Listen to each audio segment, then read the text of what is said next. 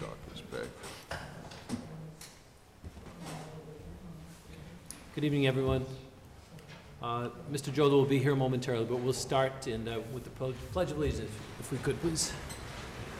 I pledge allegiance to the flag of the United States of America and to the republic for which it stands, one nation, under God, indivisible, with liberty and justice for all. This has to be with the fullest agenda I've seen in a long time. If we could, we're going to jump over the Webster EMS proclamation for a minute, and we'll go right into the presentation from Jill DeGillis on Head Start.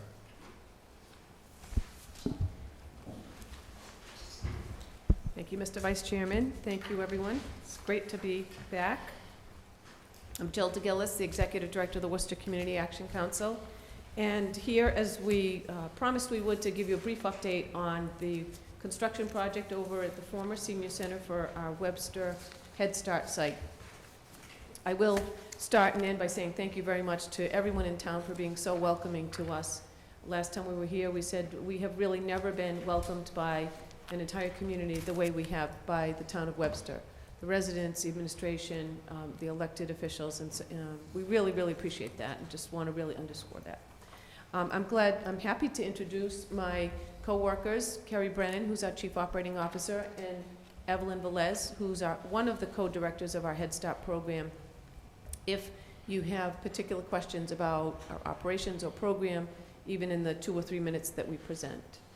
I've provided you with our projected schedule for, excuse me, just need to refer to my glasses here.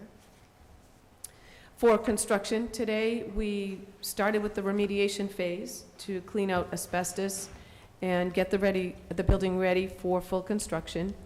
And you could see the timeline here that begins today with June 4th through the 22nd, roughly, to do the remediation. We put in a community information session. If you all would like us to, we're happy to come back, and wherever it's appropriate or convenient for community members, we'd be happy to provide an update on the project as well to neighbors. We thought we'd provide informational flyers that you might hand out to neighbors in the area, but would be happy to meet with people personally as well. Again, at this point, it would be to go over the general construction plan, to be courteous neighbors as we do construction, and to let people know how the program will be built and implemented. We've chosen Madigan Construction out of Worcester, and they'll begin their work on June 25th with some site work and some demolition, and then move to substantial construction during early July.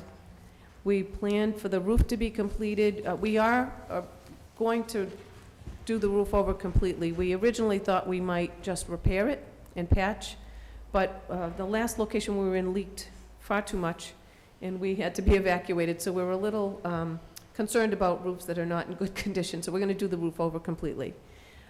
The elevator, which would be required to give us full accessibility on both floors, will be installed by the end of September. Excuse me.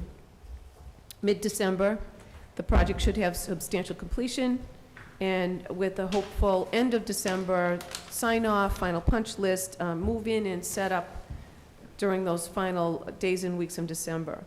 We will obviously be working with all of you and inviting everyone to a ribbon cutting and celebrating an opening by the end of December and into early January, and looking forward to opening the 4 classrooms with 87 children from town here in our new site. We're delighted about this exciting project. It is really one of the biggest projects we've had in the agency's history, for construction, that is, and it's taking a lot of work. It's an aggressive schedule, and the project has moved from a $1.7 million up to $2.7 million project, so we're putting in a considerable investment. That includes federal and state funds, and we've had great generosity, and I'll thank publicly the Beckers and the Remelards who've kicked off the large part of our capital campaign. We will be hosting another more public campaign later in the summer or early fall to augment the funds, and we have additional requests in for additional state and federal monies to cover the full project costs. A side note is that we're delighted and thankful that we are receiving from you, the town, through your Community Development Block Grant money, some funds to support a summer class for 17 of your Webster children to be bused down to the Southbridge site to continue their education through the summer. So thank you for that funding. It's partially funded with CDBG and partially with our funds, so we can help those children continue their education when you often hear about summer learning loss. So that's a great report, and we're really appreciative of that, too. You've also offered to waive some of the permit fees, which helps us count towards our federal in-kind, and we really appreciate that. Thank you, Doug, for your work, and your administrative team has been wonderful. I'm going to pause and see if you have any questions. We promised we'd keep it short. But the good news is we're here, we're ready, and we're on the move. Mr. Chairman, I'll turn it over to you. This is the first item we've taken. Hi, Mr. Chairman. Hello. I apologize for my delay. Unforeseen traffic on 395. As long as it wasn't with a state trooper, you're okay. No. Mr. Chairman, just a question Sure. for Jill. For the community information session, would that also include letting the community know that there would be spaces at all available? As opposed to Sure. just kind of a neighborhood, this is what's going to happen with construction? I think the short answer is yes. I'd like to turn to Kerry or Evelyn just for a brief overview of how we do enrollment, which is going on ahead of the school opening. We do open enrollment and have to verify that the families and children are eligible and have wait lists. But I'll ask Kerry or Evelyn to join me, if that's okay? Sure. Sure. So we'll be recruiting for those slots over the summer. We're already going to be filling up spots, but certainly we're already in the community reaching out to eligible families. If there are any spots that open up, of course, they will become available to additional residents. And we can talk about that at the community meeting and how that whole recruitment process works so that they can get in the pipeline too. Thank you. It's a great question. Thank you, Randy. Any other questions from the board? And the only other comment is it's a very aggressive, I've never seen a construction schedule with that kind of spending occurring in this short a period of time, so. We can work miracles. We have a lot of help going on. But we're really excited. We're really, for the sake of the program and the children, we need to stay on schedule. So we'll do everything we can to monitor the schedule and let you all know what's going on if anything changes. But our goal is we have to be in by and before January. My original hope was by November or October when school season opens, but a few people have brought me back to reality. So we'll stick to January for now, so. Thank you. Jill, if there's anything you need, just feel free to reach out to me and let me know, so Thank you, Doug. appreciate it. And again, thank you all very, very much. We appreciate it. Thank you. Thanks for all you're doing.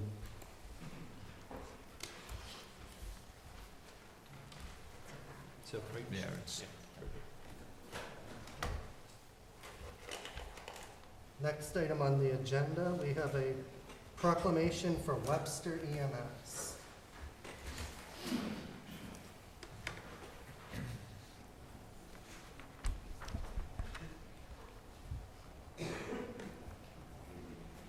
Good evening. So the proclamation reads, in celebration of Webster Emergency Medical Services receiving the EMS Service of the Year Award. Whereas Webster Emergency Medical Services is one of 75 communities that comprise of the Central Massachusetts Emergency Medical Systems Corporation. And whereas emergency medical services encompasses communications, care delivered at the scene, as well as in transit to an appropriate emergency facility, and in the facility itself with physicians and/or other trained healthcare specialists.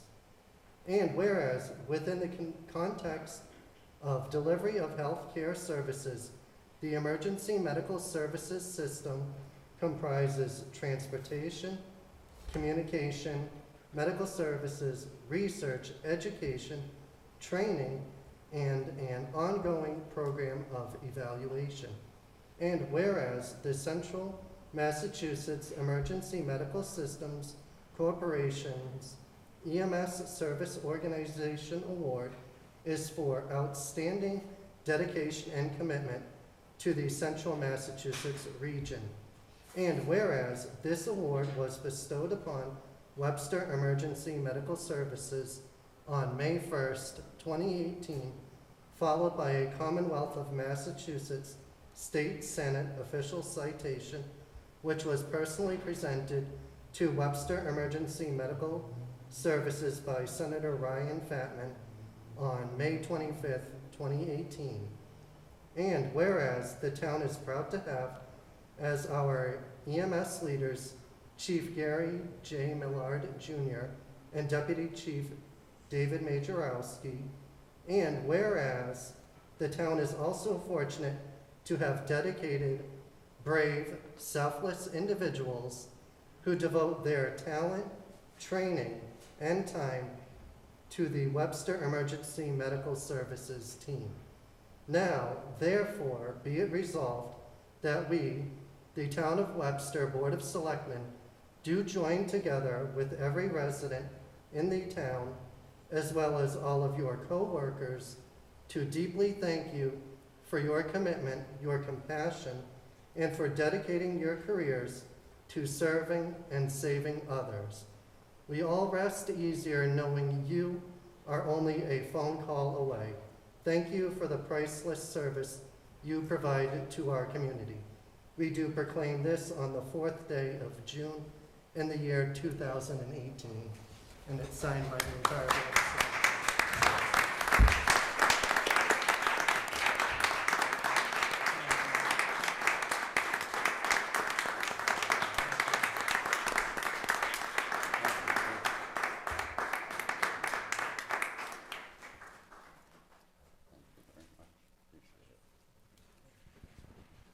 Well deserved.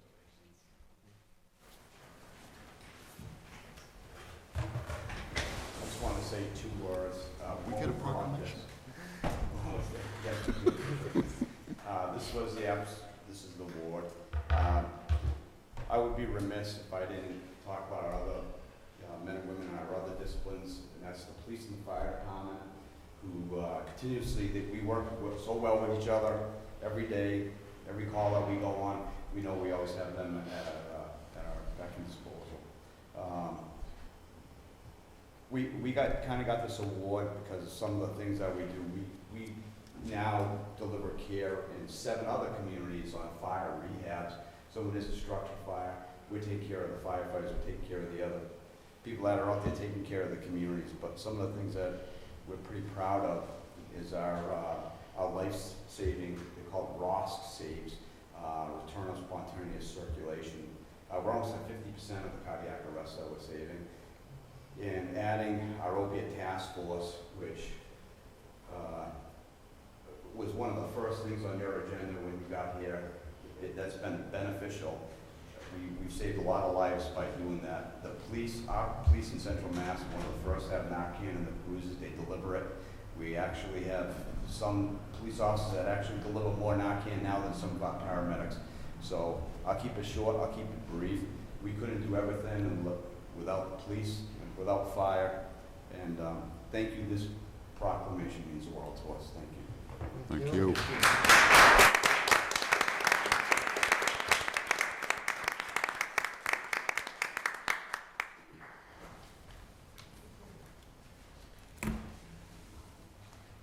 Next, I'd like to invite up Deputy Police Chief Mike Shaw and Chief Bent for a presentation to Crystal Brown, formerly of the Worcester County Sheriff's Department.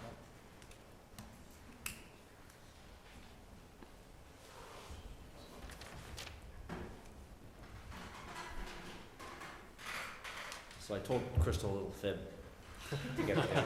I told her the opiate task force was being recognized and I wanted her to be in attendance, so she didn't know she was going to be recognized. Thank you very much. So we started about, I want to say it was March of last year. We started our opiate task force with all the stakeholders here in town, and we had tremendous success. And a big part of our success was this young lady right here. I would identify the people that were at risk. give them give Crystal their information, and she would make sure that they got access to the help that they needed. We had a ton of success with that. So much so that when she took her job at the state in January, end of January, the impact that you could see in the street was immediate. We started to have the overdoses started to climb back up, and I started to actually panic a little bit, wondering what we were going to do to replace her. So, speaking with Mr. Willitson, we came up with some solutions. I'll let him speak to that after, if you want to make that announcement. Sure. So actually, Mike talked with Crystal, and she was willing to come and help us out on the side. So we're going to have her work part-time for us. So she'll be able to reach out to those that have had overdoses, and Crystal's very connected to the community. So she'll be able to help those people find the resources they need to get the help and the strength and support that they need to overcome their addiction. So we're very grateful that she's willing and happy to do that, and we couldn't be more excited because you really were the cog that made it work. So thank you. In this way, we have her all to ourselves now. We don't have to share it with anybody. She's still has her full-time job, but she'll be dedicated just to Webster working for us, and we couldn't be happier. So to show our appreciation, I had a plaque made, and it reads, presented to Crystal Brown. In recognition of your compassion, efforts, and understanding, the Webster Opiate Task Force recognizes you for your work in helping those residents of Webster affected by the opiate crisis. You have made a difference in countless lives. So, thank you.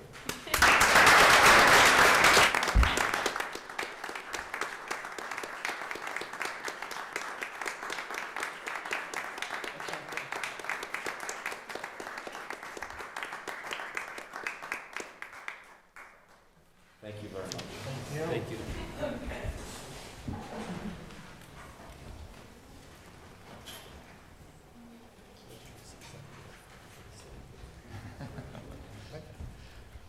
Next item on the agenda is interview and appointment of Miss Anna Mercier to the Council on Aging.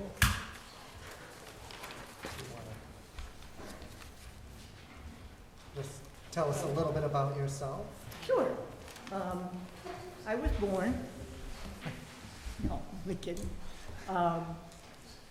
Originally from Lee, Massachusetts, where I taught a couple of years at Lee High School English. And we then moved in 1972 when we opened Bay Path Regional Vocational Technical High School. And I taught there for 30 years. From there, I went to the Worcester County House of Correction under Sheriff Flynn, and I taught substance abuse classes for him. And I was a selectman in Oxford for a short period of time, which I was very proud of, and I learned an awful lot about our town from that experience.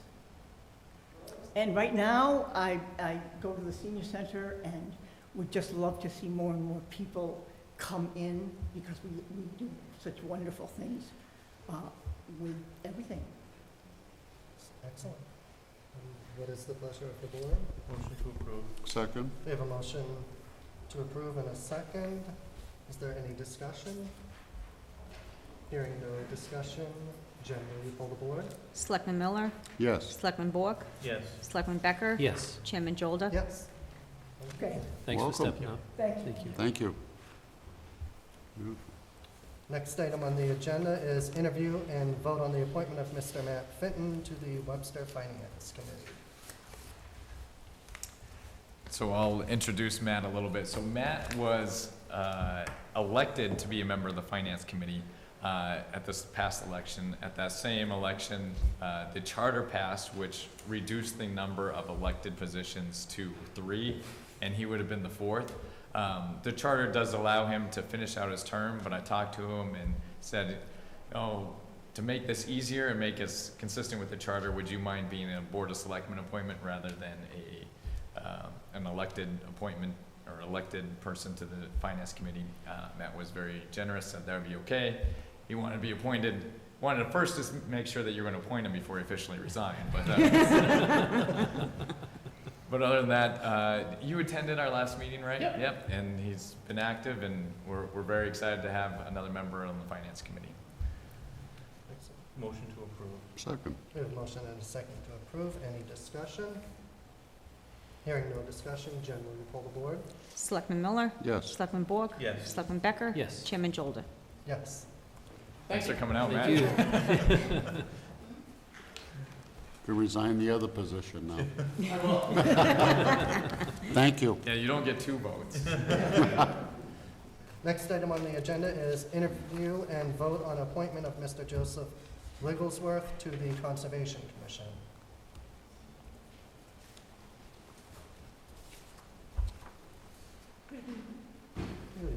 How's everyone? Oh, Very good. wonderful. Right. Joseph Wigglesworth. Been in Webster for my entire life, 36 years. I hold a Master's of Environmental Science. Currently, I work for the Massachusetts Association Conservation Commissions, where I'm a Special Projects Coordinator. Each day I handle tasks that involve wetlands and wetlands permitting. I'm looking to get involved in town and become a member of the Conservation Commission in town. So that's a little bit about me. I'm sure you read my my fairly lengthy interest letter. So I was impressed. We're not very often we have people that are overly qualified. So. yeah. So with that, I'm of course I am qualified to be a conservation agent. So which can carry out the duties of site visits and wetland delineation and stormwater control and a lot of the functionality of I bring a lot of understanding of what the role of a conservation commissioner should understand. So being an easy transition for someone to come to the board and understand. What is the pleasure? I'd make a motion to appoint Mr. Joseph Wigglesworth to the Conservation Commission. The facts for themselves, I'm sure that the board has read. Second. Thank you. So we have a motion and a second to approve the appointment of Mr. Joseph Wigglesworth to the Conservation Commission. Is there any discussion? Just it's a really impressive Yes. resume and experience. So Yes. thanks for stepping up for this. Thank you. Hearing no other discussion, Jen, will you pull the board? Selectman Miller? Yes. Selectman Borg? Yes. Selectman Becker? Yes. Chairman Jolda? Yes. Thank you. Thank you. Look forward to it. Thank you. We'll give him.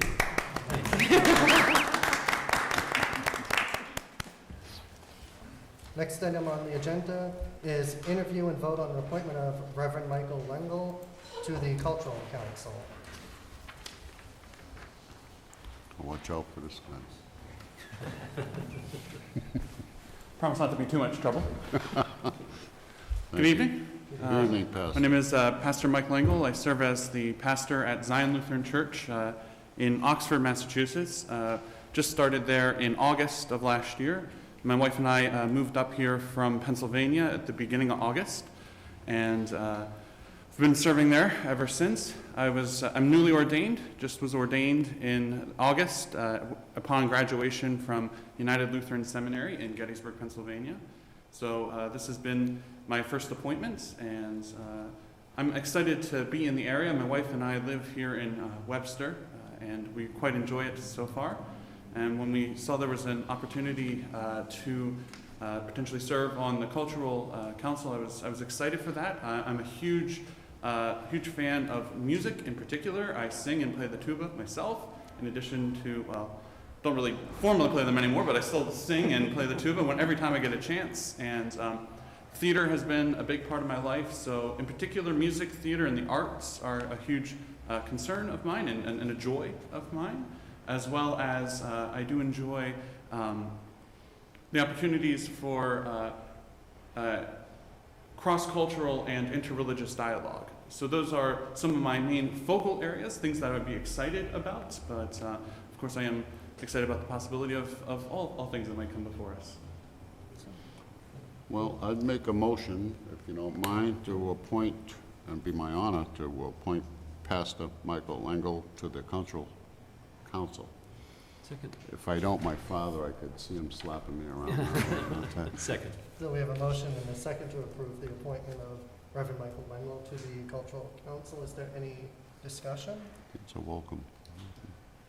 All right, hearing no discussion, Jen, will you pull the board? Selectman Miller? Yes. Selectman Bork? Yes. Selectman Becker? Yes. Chairman Jolda? Yes. Thank you very much. Thank you, Pastor. And we'll give you one of these too. Oh, yeah.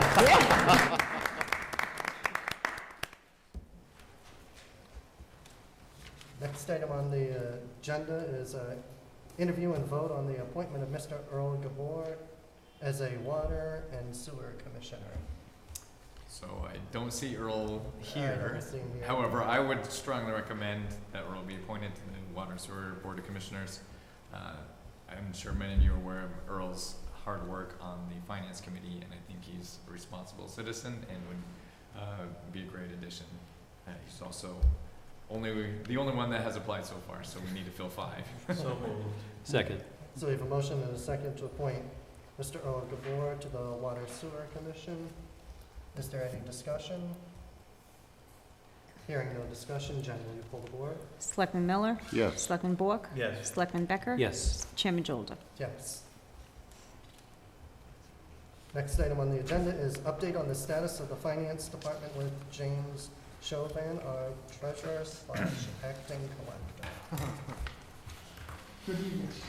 I guess it's my turn tonight to come in front of the board to tell you what's been going on in my office over the last 3 years and what's probably going to be happening in the future. So, on the slides and stuff, personnel, there's myself, Tina Landry, who is the assistant treasurer, and Don Portman, who is the clerk. In the collector's office, there is Kelly Lukowski and Katie Dunn, which hopefully, after we make the merge and stuff, everybody's gonna mesh together, everything's gonna work together, and we're gonna have success down there like we have had in the treasurer's office. You didn't want me to read like the mission statement or anything like that? They can just I don't look think at it needs to be read, but Okay. just some of the functions of your office is to manage the money, manage the debt, Yep. The tax titles, all the trust funds. Let's see, anything else listed on here that we should cover? that. Borrowings, all that other Yeah. stuff. So it's actually quite the detailed job, and Jimmy, Mr. Chauvin, he has been doing a great job and has been very diligent about learning the job and trying to do a good job, and he's also a very good manager of the people in his office. So I very much have a appreciate very good staff, and I just want everybody to know that a lot of these things wouldn't be possible without the staff that I have. And then going to introduction, that's just a little introduction, I just want to take 2 minutes. The town treasurer's office staff has been together for over 3 years now. During this time frame, we have accomplished a lot and are very proud of the work we have provided to the residents of the town. The assistant treasurer Tina Landry and clerk Don Portman are truly dedicated employees who strive for the success of the office. We have a very bright future looking ahead for years to come. And I ditto that with the staff that is in the tax collector's office. They're just as dedicated. I believe Mary Ann had like a 98% collection rate, which from talking to other towns is very high. So we hope to keep things like that up down in that office. Loan history, these are all the borrowings that since we've been together from July of 15 till the present, that we have executed, got the money, distributed them, paying for things, paying them back. It's a lot of work. Now, $4.5 million a year goes out to just paying the bonds back, the interest. You know, all that has to be calculated. Everything has to be almost to the penny and stuff, and my staff does a real great job putting it together along with our financial advisor. Just the auctions. Okay, I've had a lot of people ask me and stuff, well, the auctions and stuff, what did you do? Where did they come from? How much money did you raise? So, just going back, the first auction we had, April 22nd, 2016, we brought in $189,500. Okay, that was the first one. Everybody was excited. We said, wow, that was pretty great. It's the first one the town's ever had. You know, we have other properties, let's do another one. Second auction, December 9th, 2016, we raised over $304,000. Third auction, November 29th, 2017, we raised $152,500. The amount raised so far, just at auctions, is $646,200. Each property that was auctioned off, when the owner bought it, purchased it, had to give 6 months in advance of the real estate taxes. So that was also extra money that came into the town. The foreclosures, August 25th of 2016, we sent out 10 properties to the land court. 4 of them have already been taken by the town. 2 have been paid off. 4 are still outstanding. Now, granted, that's 2 years old. The land court sometimes works very, very slow, you know, so we're still waiting on that. Last month, we sent out 14 properties to foreclosure. 4 of them are already on payment plans. 1 came in and paid it off. There's still 9 outstanding. I'm just gonna jump in real Sure. quick. So, I've never seen a community be so aggressive on the foreclosures, so I think it's great that, Jimmy took the bulls by the horn, and, this is what he should be doing, but he's doing a great job of it, and I really appreciate his proactive approach to it. We just foreclosed on a property. There's a resident living in it. It is our property. The person has until a certain date to either pay it off or be evicted. I don't want to evict her, so what's probably going to happen is I'm going to auction the house off with her inside of it. The new owner, it'll be their responsibility either have the person pay rent or evict them, which is in my purview to do it that way. I don't want to evict anybody. The person's had 2 years to come in to try to make arrangements with me, and it hasn't come true. Yeah, actually, the only problem is he keeps foreclosing on all these properties, so I have to insure him. Yep. And then I hadn't budgeted for that, so. Yeah. Yep. Tax titles. Since 2015 until present May, okay, we have collected $763,000 on the tax title list. Add that with the auction amount, $1.4 million my office has brought in the last 3 years. The tax title list, I don't know if everybody is familiar with it. When we got here in 2015, there were 6.5 pages, okay? We're down to 2.5 pages on that. The reason the amount keeps going up is because these $2 million is accumulating interest at 16%. So every year, okay, there's like $300,000 that if I wipe off, it just gets added right back to the tax title list.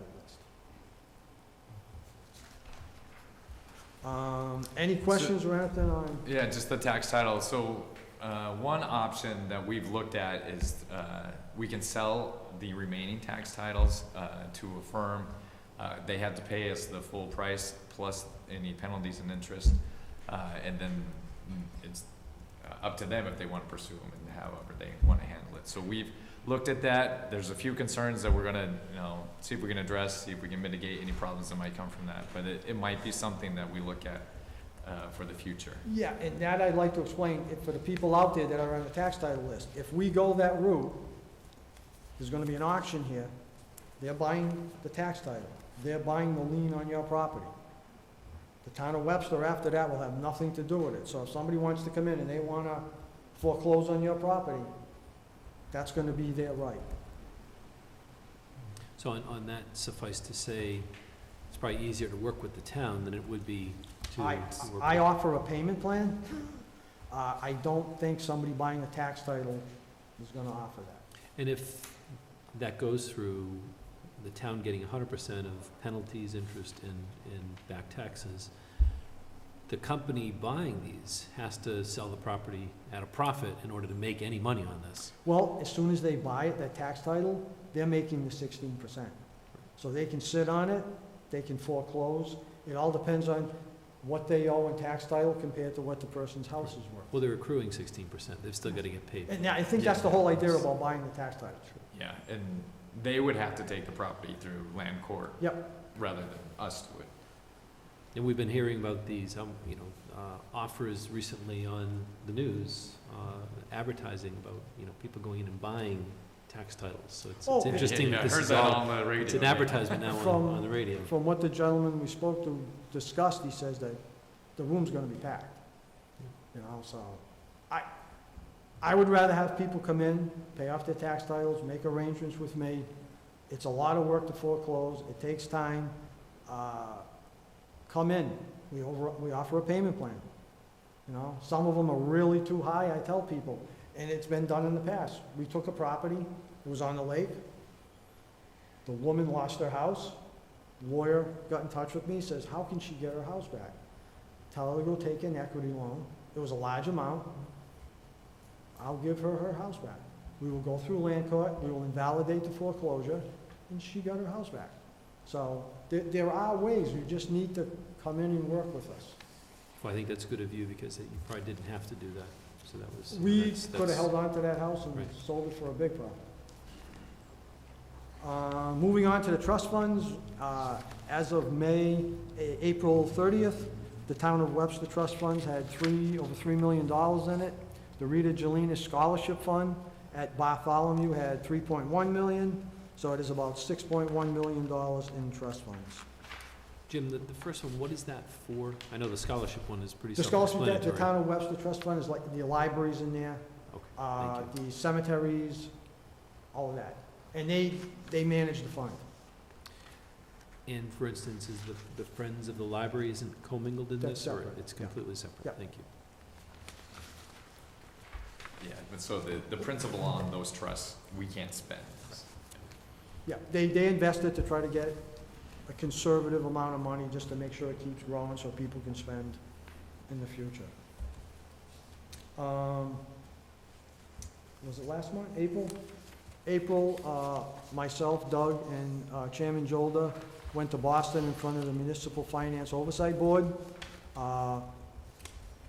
This is a committee that if the town wants to borrow money, which we plan on doing, maybe refinancing, they let us borrow money at the state's credit rating, which is a few notches higher than Webster's.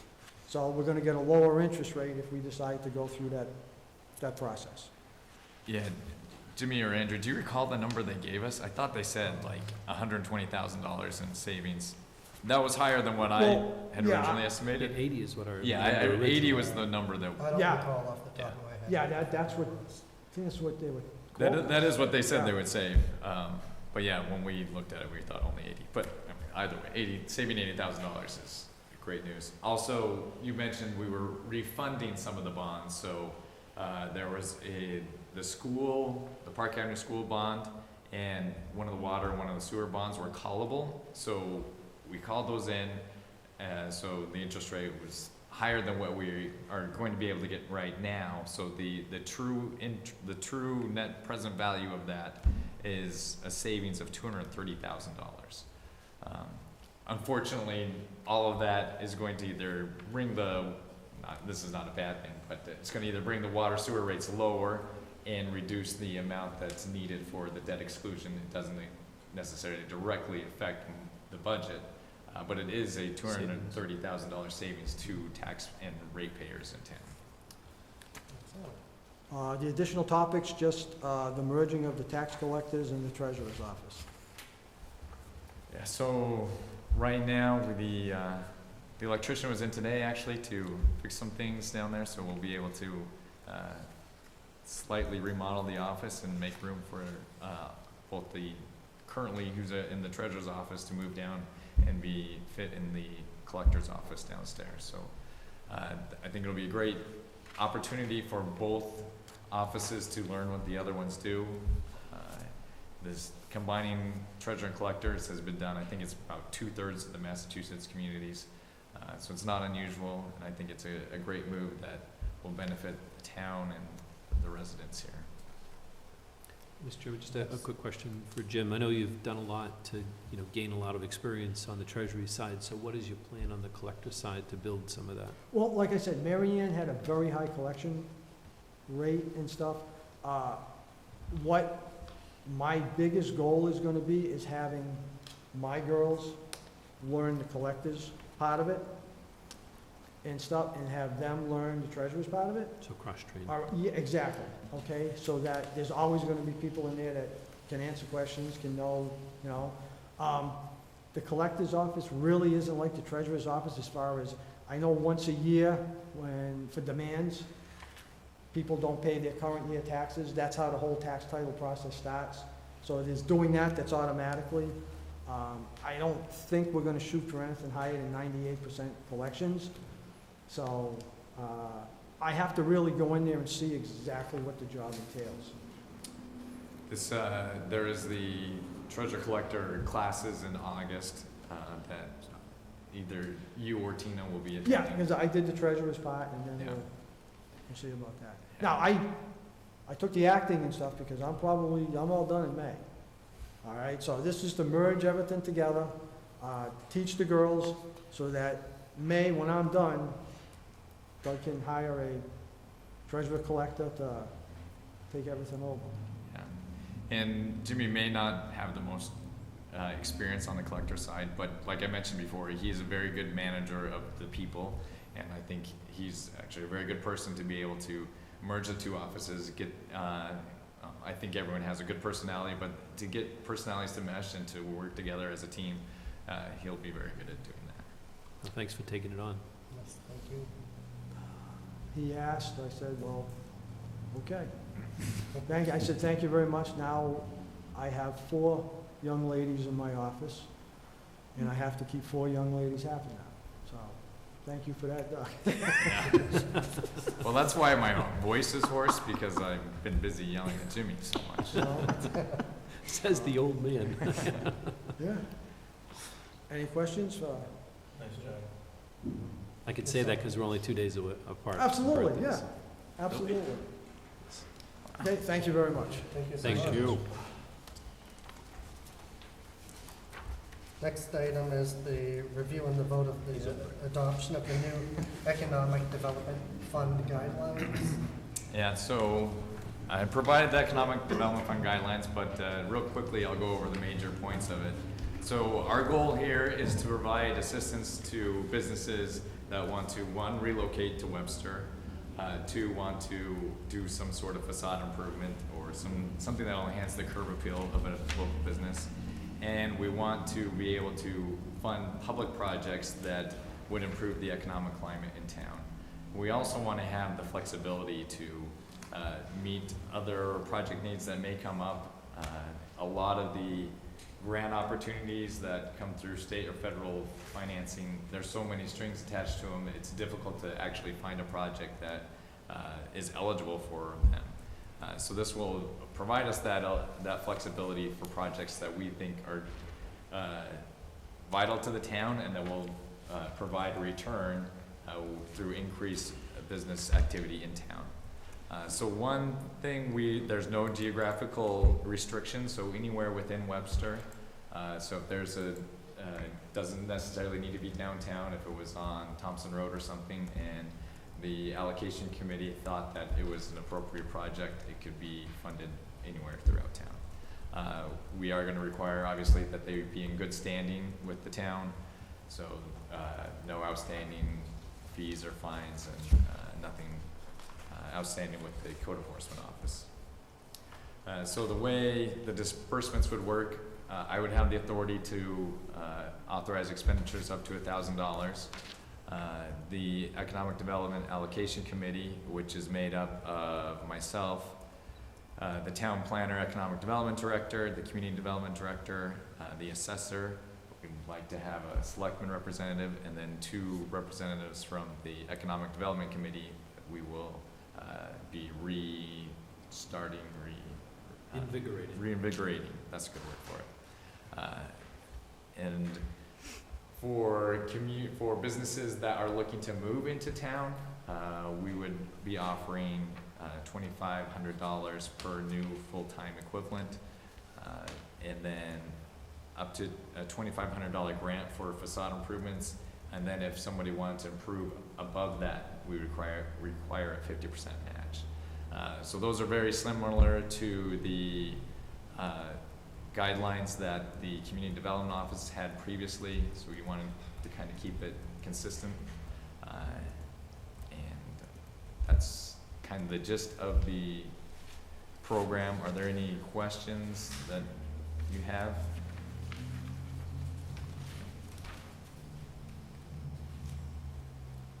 Mr. Chairman, just a couple, so there wouldn't be anything in here for eminent domain purposes at all, right? I didn't see that in here at all. No, I mean, if the town wanted to pursue a project, it would have to go through the same process. And how much is it, we voted a certain So amount? we voted, I think 135,000 was the total. The couple of projects that I'm already considering is improving the parking areas on the, let's see, that would be the north side of Main Street, between Main Street and Davis Street. We're looking at improving the parking there. There's some blighted areas that we're hoping we can pave over and increase the parking by a significant amount. And then also actually on the south side, there's talk about combining all the parking lots between Main Street and Negus Street. And that would be one way we could do that. And I think that would help the business community on Main Street to have additional parking. I think you answered my other question, which was, is there an inventory of, kind of needs improvement areas? So that would be. Yeah, those are two significant projects we're looking at. Another one is we'd like to have kind of a welcome sign, welcome to Webster, near exit 2, just to tell everyone where they're coming, and maybe point some directions on how to get to the beach, where the downtown area is, and some of the other more touristy attractions in town. The only other question, Mr. Chairman, is we don't have a lot of land that the town owns, but there is a lot of land, and I know there's been kind of, if you can call it, competition with the state buying some of the very large tracts of land up on the Gore. Would any of this money be available for private purchases of that in order to do housing developments or something like that? I mean, just as a way of increasing our tax base, when we have the state buying land, that can't be used to build houses. So can any of this be used for that? Yeah, so we wanted the flexibility to address anything that might come up. So if the Economic Development Allocation Committee thought that it was a project that would bring in a return to the community, it would be something that they could fund. If I may, through the chair, I know we have a broad spectrum here that we could choose, but I think the rule of thumb used to be, I said used to be because I'm old, but the idea of it is to attract business, number one, because that wouldn't take from, say, adding to the school budget, so to speak. So that was always a number one priority. If we could, number one, attract business, then whatever else falls into place, But I think number one was to attract business, any type of business, well, within reason, of course. Yeah. In the guidelines, we do have some set-aside criteria that it demonstrates an ability to return investment, and it has a long-term impact, the ability to serve a broad segment of the population, and a lack of other reasonable means to complete the project. So those are some of the criteria that if they score high on those, it means the allocation committee would be more likely to fund the project. Also, excuse me, Mr. Chairman, also another thing that was discussed also at one time was, since we do have the lake, even seasonal type businesses, just to kind of broaden that scope a little bit too. Just another thought. Yep. So you're looking for board approval of the economic development fund That's a good idea. policy? Yes, and if there was a volunteer or someone wanted to be assigned as the selectman representative, Yeah, look who's not here tonight. I make a motion to approve the guidelines. I think that's a great Second, idea. second, We have a absolutely. motion and a second to approve the guidelines. Is there any discussion?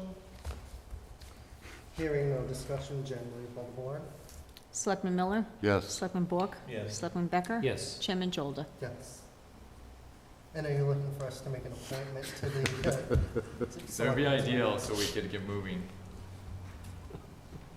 Nominate Mr. Dargevich. Second. All right, we have a motion and a second to appoint Mr. Dargevich to the Economic Development Fund Committee as the selectman's representative. Is there any discussion? Hearing no discussion, generally full board. Selectman Miller? oh, yes. Selectman Bork? Yes. Selectman Becker? Yes. Chairman Jolda? Yes. I'll be sure to notify him. I'm just waiting for the text. Yeah, he's probably watching. Next item on the agenda is discuss the financial benchmarks per the requirement of the town's financial policies. So, I looked through our town financial policies and pulled out what I considered tried to find all of the benchmarks that were addressed in the policies, and we can go through them and see where we stand with all of these. The first thing mentioned was that the town develop a 5-year capital budget. So this is a copy of it. We're in the first phase. The first phase was funded at the May town meeting. If you have any questions, feel free to spend all night reading it. I won't give you 3 different versions of it, so make it easy. The next is the policies state that we should be investing 3 to 5% of the general fund operating budget towards capital projects. So that would be anywhere from 1.3 million to 2.2 million. We budgeted 1.3, almost 4 million this fiscal year. That's not including road projects, which is just under another $500,000. So if you include that, we're in the midpoint range. Excuse me, Mr. Chairman, Yeah. does this include water sewer? It does not. It does not, so general fund excluding the, The 1.4 million, going forward, the 5-year budget does not include that much, going forward. As far as funding through free cash or other typical general fund means, it will include about $500,000 each year for Chapter 90, and then any other projects that we can fund through grants or CDBG will also go towards meeting that criteria. The next one is the debt target, including debt exclusions and self-supporting debt. It should be limited to 10%, so no more, which is 4.4 million. Currently, we're at 2.7 million, and we wanted the target to be between 5 and 7%. So the 2.7 is right at 6%. That we should be good. Looking forward, the only major project that's on the horizon could possibly be a high school remodel, and the board has approved us to petition the state to fund that. If that happens, we're looking at around a $5 million project that would be added to the debt schedule. But that's still, it still needs to be approved by the state, and then we still need to have it funded through town meeting and then pick a date. So that's several years out. yeah, Mr. Chairman, just, Yes. what's interesting is it is including debt exclusion, which Yes. is an Which interesting. I find that, I mean, that is typical. That's what the state looks at when they look at your debt amount. But you would think if something's excluded, why does it keep Right. that? right. And most of our debt is excluded. One of the other things that it asks is that 50% of our outstanding principal will be paid within 10 years. So we have 40 million in outstanding principal, and 22 and a half would be paid in the next 10 years. So we're right on there. Reserves, policy states that we should have between 8 and 10% of the annual operating budget. So that's anywhere between $3.5 million to $4.4 million. Currently, we have almost 4 in the general stabilization fund. We have $3,250,000 in free cash, and over $100,000 in the town hall stabilization funds, for a total of about $1.8 million or 4%. This is certainly an area that we can focus on, and one of the other policy guidelines is that we take approximately 50% of the free cash and put it into stabilization until we've met this criteria. Again, Mr. Chairman, just a question here. So we say annual operating budget. Does that differ than the general town budget? Again, we're talking about water sewer enterprise here. Yeah, so I did not include the water sewer enterprise. But the benchmark, what would the benchmark call? When I see annual operating budget, to me, that almost sounds like Seems you would include your water sewer enterprise, in which case you'd have to add another 1.2 million to this. Maybe you can just clarify that at some point. Yeah, so, I mean, it's our policy, so we can clarify how we'd like. If we do include water and sewer, so that would actually bring our reserve number up. It would bring the percentage up quite a bit. Well, I think it's our policy, but we would have to go to the state and say so we What can was your compare intent? ourselves Yeah. to other towns who wanna make So- sure we're apples to apples. Yeah, I believe, I'm almost positive their intent was just the general fund. Okay. That would make sense, then would we? Yeah, pertain it's to just where it general says fund? annual Annual operating, operating, to yeah. me, there's a little, I Yeah. wasn't sure if there was wiggle room or if what the intent was, so. Right, because you have different criteria that would pertain to your Understand. enterprise funds. Another policy is that we maintain free cash, the range of 1 to 5% of the annual budget. Again, we use the general fund budget, so that's $440,000 to $2.2 million.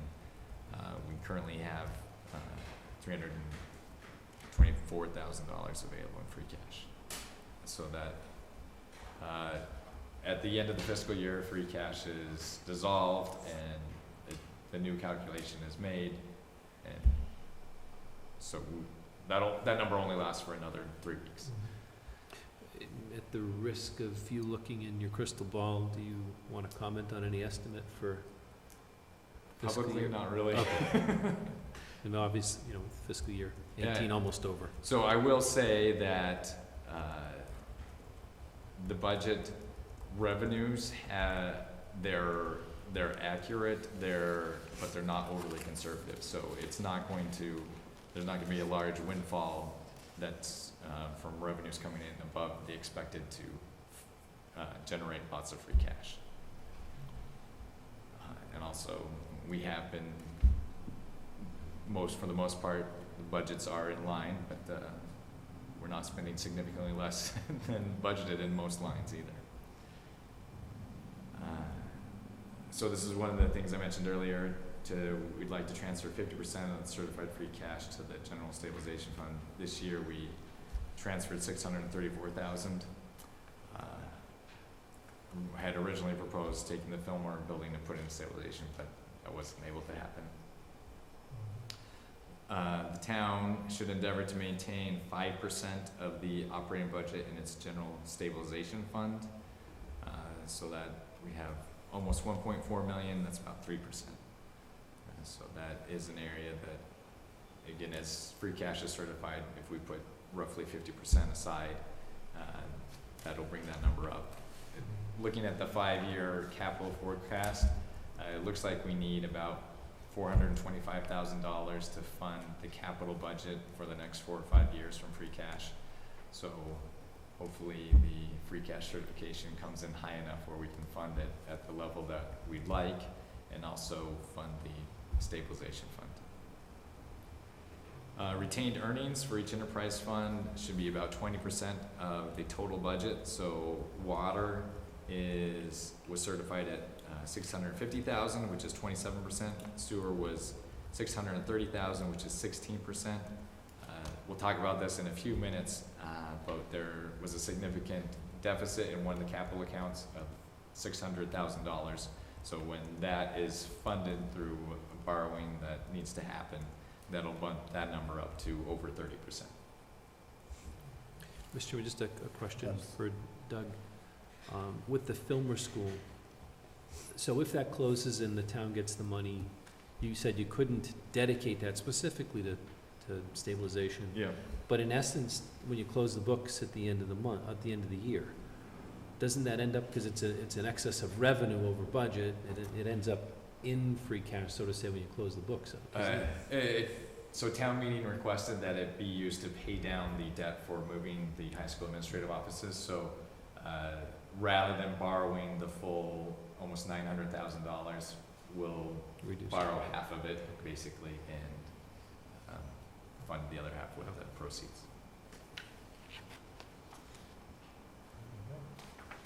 Any other questions? Is this, what you were looking for, when you asked for these financial benchmark?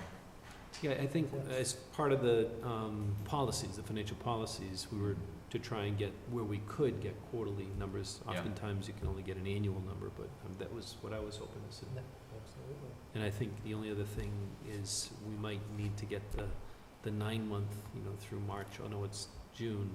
We would normally go through a quarterly report from you, like I think we had done for the 6-month. Yeah, so we did it after March. I was planning on doing it For the the first next- week in July. Great.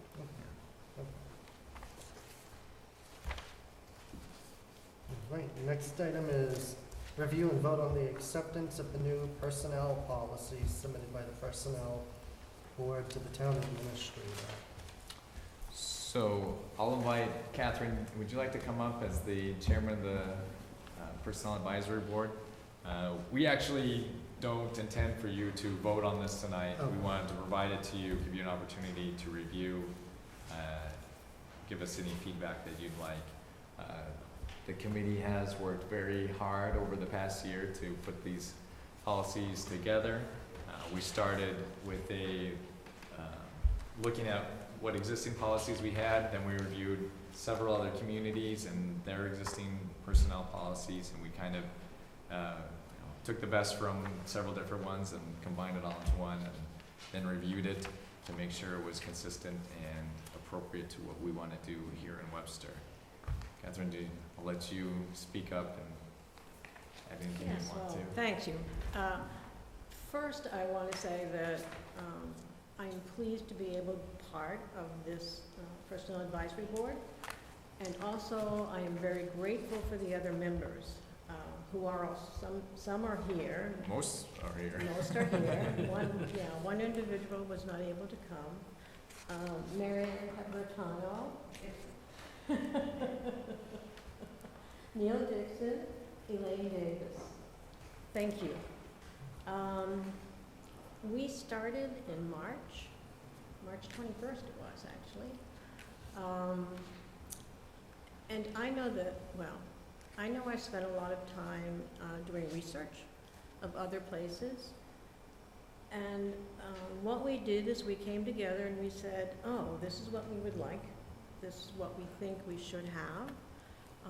We spent time deciding how to phrase, how to make it sound and make it sound readable. That's basically what we did. So we can take questions now if you already had a chance to review and have some initial questions. If not, feel free to either reach out to me and I can bring it up with the entire board and we can address any concerns or thoughts you might have. I think that we were given that next month to look it over. Yeah, that's. So, yeah, I can put this back on the agenda for the July meeting. For I think discussion at the The July. only comment I would have was, it was a great document, and that's, you can tell how much work has been put into it.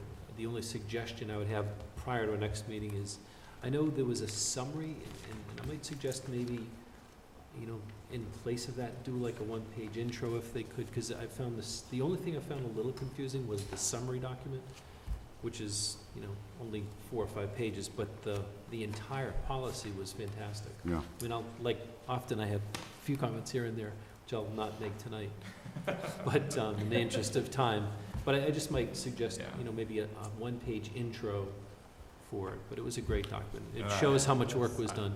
I will say that the board asked me to do that, and I hadn't finished it by Friday when I sent this out. It's a good thing we're waiting till July. Yeah. Just one, this is very, very slight, Mr. Chairman.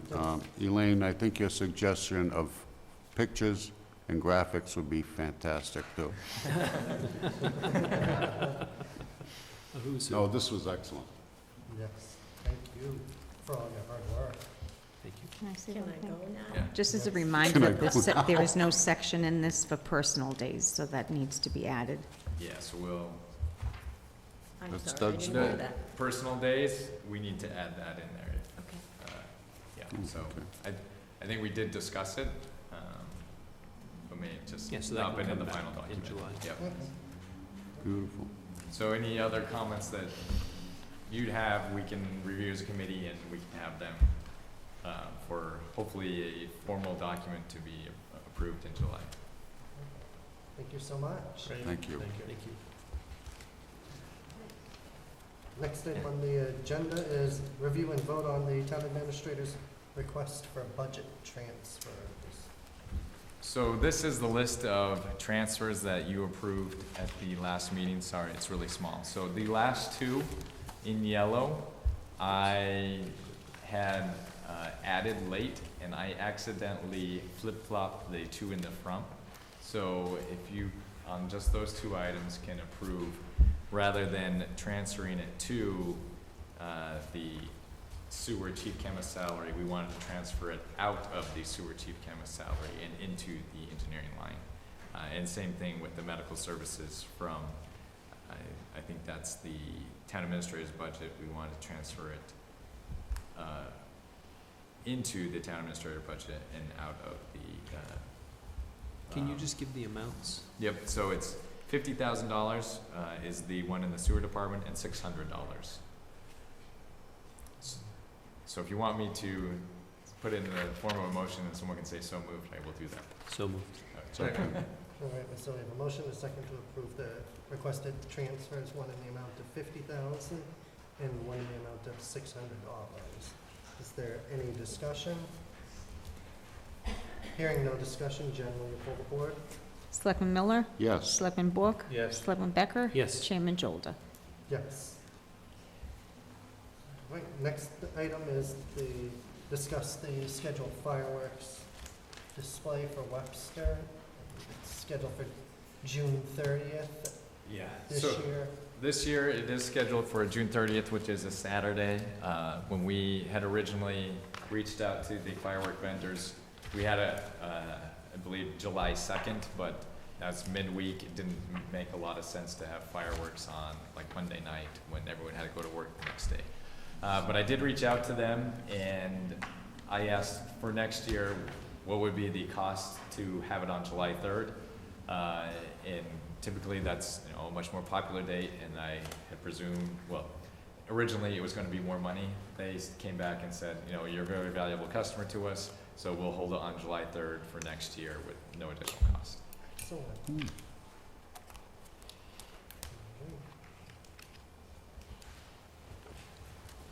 Right, And next. that's next year. Next year. Yes, So this yes. year it is still on Saturday. So for 2018, the fireworks will be on June 30th, 2018. For 2019, they'll be on July 3rd. Yeah, which we can't have the rain date, July 4th, but I figure that's still a good solution. Yes. All right, next item on the agenda is review a proposed list and vote on future Board of Selectmen meeting dates. I don't think I put it in here. I've got it. This one? Yep. Oh, Frank, want to need it? So, I'll read them real quick. It would be July 9th, August 13th, September 10th, October 15th, November 5th, and December 10th. So moved. Second. So motion and a second to approve the next upcoming Selectmen's meeting dates. Is there any discussion? Just real quick, this, of course, we can always call another meeting in October. That is, we'll have the special town meeting that same day, so there may be a need to hold another meeting in October Not sometime. a problem. Any other discussion?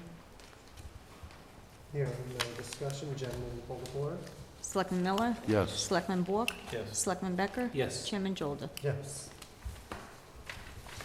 Moving on, next item is consider and vote on a request from the town administrator to increase the municipal lien fee from $25 to $50. Yeah, so as part of the budget process, we looked at all revenue sources and we're trying to find the best way to fund the budget. One of the things that came up was our municipal lien certificates are only at $25. Many other communities are at $50. The time it takes to issue these isn't a lot, but when you, it can take up some time for the employees, so $50 has been kind of the standard that people have been using. So we did a brief survey of some of the nearby communities.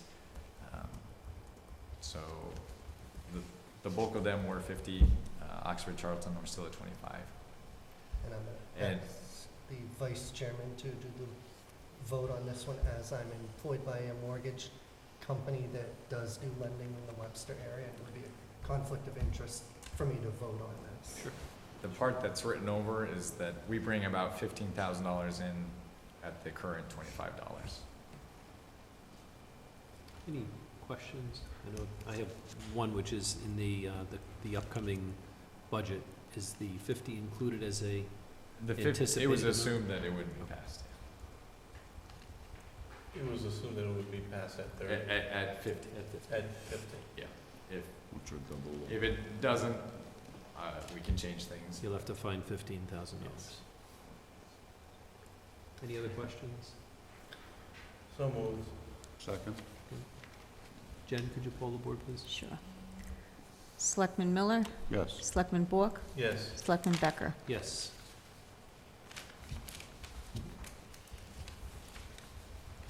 Next item on the agenda is review and vote on the board's position pertaining to articles on the special town meeting warrant for June 25th, 2018 at 6 p.m. So I apologize, we did make some changes and handed this out today. So it's, the process is a little difficult because it closed on Friday. Monday was a holiday. I sent it to KP late on Tuesday and then took them until today to review it. So they had some minor changes, which I will go over with each article.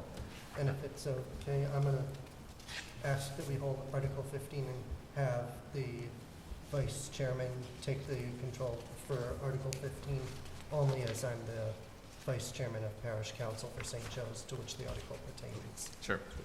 That's good. So Article 1 is to pay prior year unpaid bills.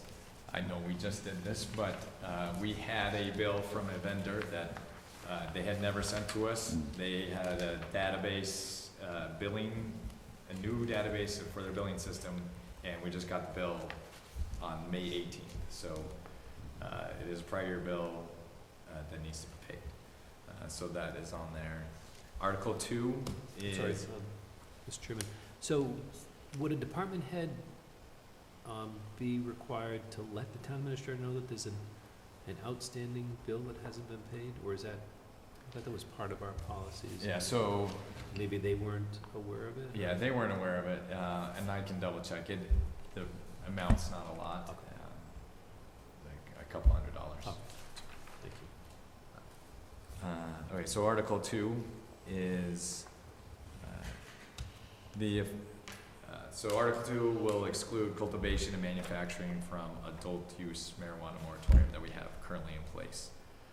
So practically speaking, this will only allow Curaleaf, who is already here, to expand their operation to grow for adult use, grow and manufacture. Anyone else that wanted to do this would have to come to the board, so it will only be Curaleaf. And it still maintains the moratorium on the dispensaries. They have met with planning board. Planning board will give a report on this before the town meeting. So actually, I went and toured the facilities with Curaleaf. They're expanding. They're using a little under half of their facility right now. They have approximately 50,000 square feet that they can expand to. They're currently building rooms for this in anticipation that someday they will be able to grow for adult use. Mr. Chairman, just seeing as how our town administrator is now an expert in growing, Yeah.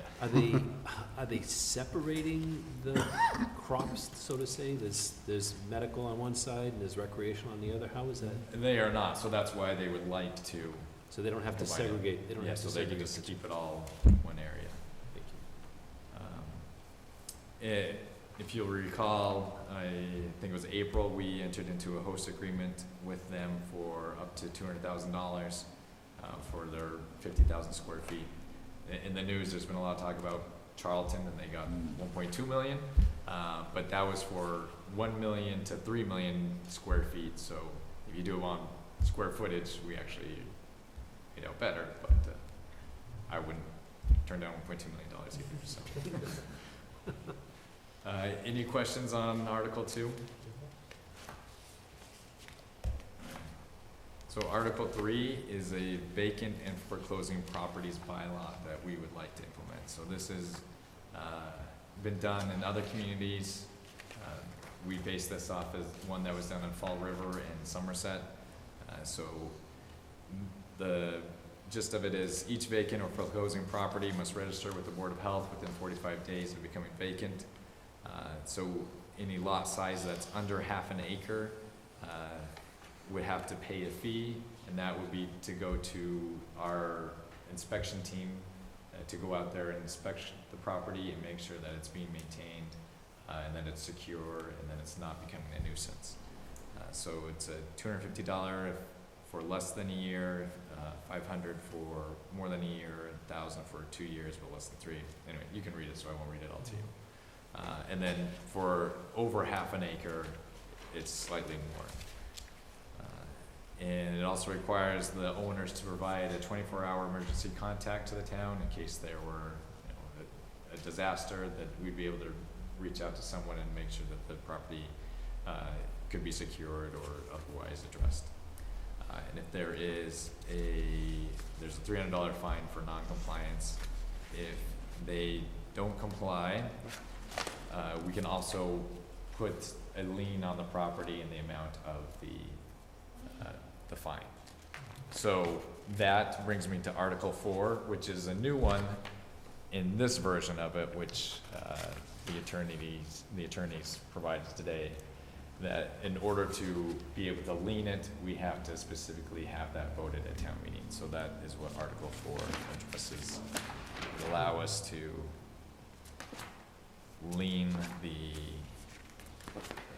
non-compliance fines under the vacant foreclosing properties bylaw. Mr. Chairman, just a question on 4 and then 2 items on 3. Article 4, actually a comment. I know in the past, we've actually had to take care of bushes that were, going over sidewalks and impeding people's view, especially up on Claybert Ave. And I always wondered why, the DPW, which they did, they went out, ultimately cut them and then hauled the bushes out so they wouldn't regrow. And I'm like, why don't you just lean it? And apparently you can't unless you have this vote. So this is a good, vote to have.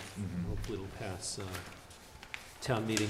The only question on the nuisance bylaw, which I think is a great idea, is just where you mentioned it's under C, 4C, where you mentioned the half acre, just the way the definition of property is in there.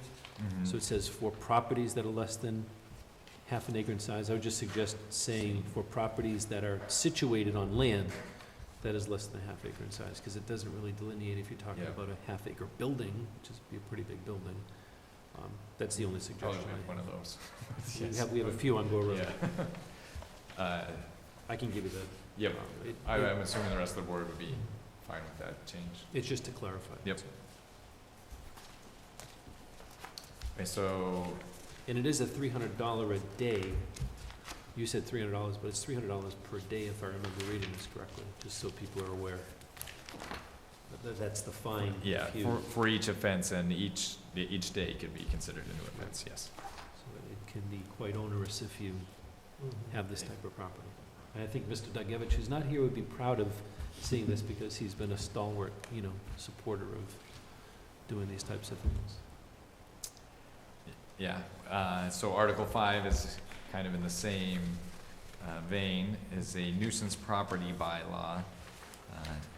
So this will require that all nuisances that are identified by either the Board of Health agent, the fire chief, or the building inspector be removed within 10 days. Nuisances can be defined as overgrowth, dilapidated structures, accumulation of trash, stagnant water, or other general nuisances. So we could either clean and lean, as you said, or we can fine them $50 for the first violation, $200 for the third, and for the fourth or subsequent violations would be $300.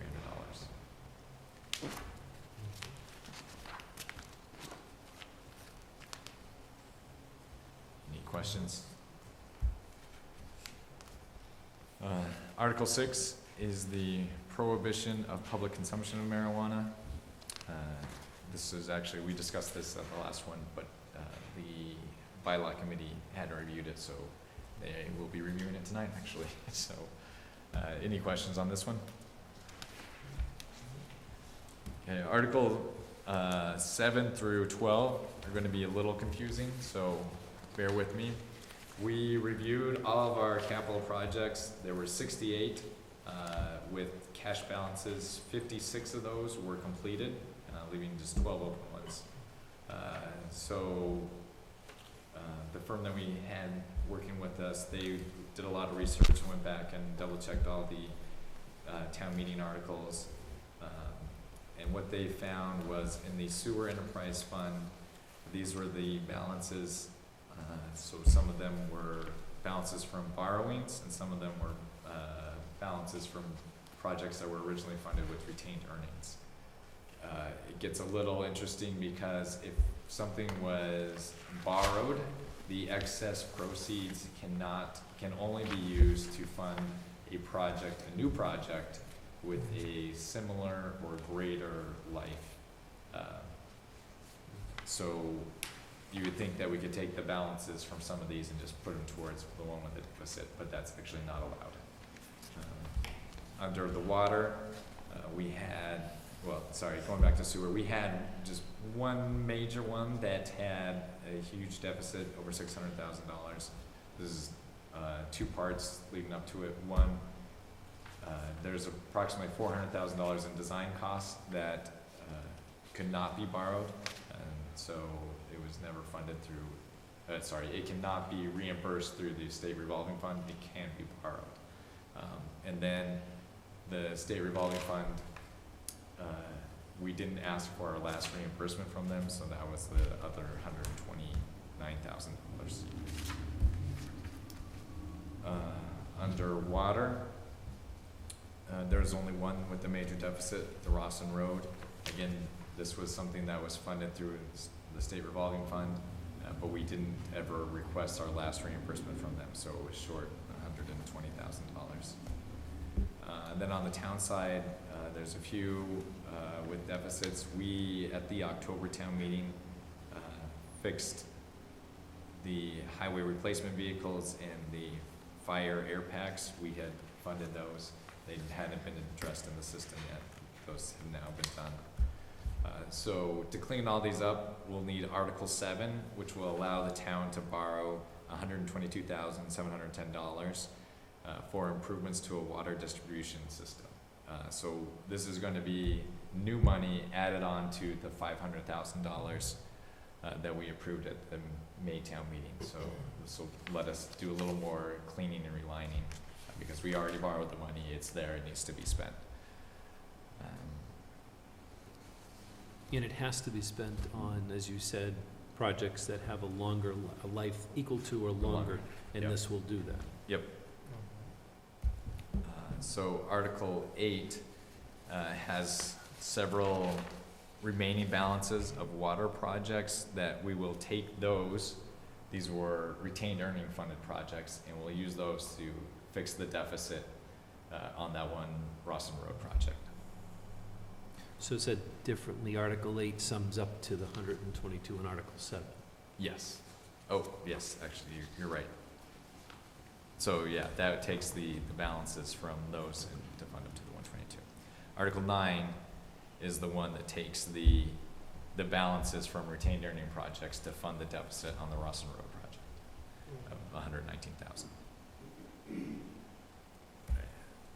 So Article 10, it takes the balances from the sewer projects that were borrowed and puts them towards the SCADA system that was approved at the October town meeting. We haven't borrowed that money officially yet, so we can still put it towards that. So that's almost $450,000 that we won't borrow for that project, which was originally around $900,000. Article 11 transfers the surplus balances to some of the projects that had deficit balances within retained earnings projects.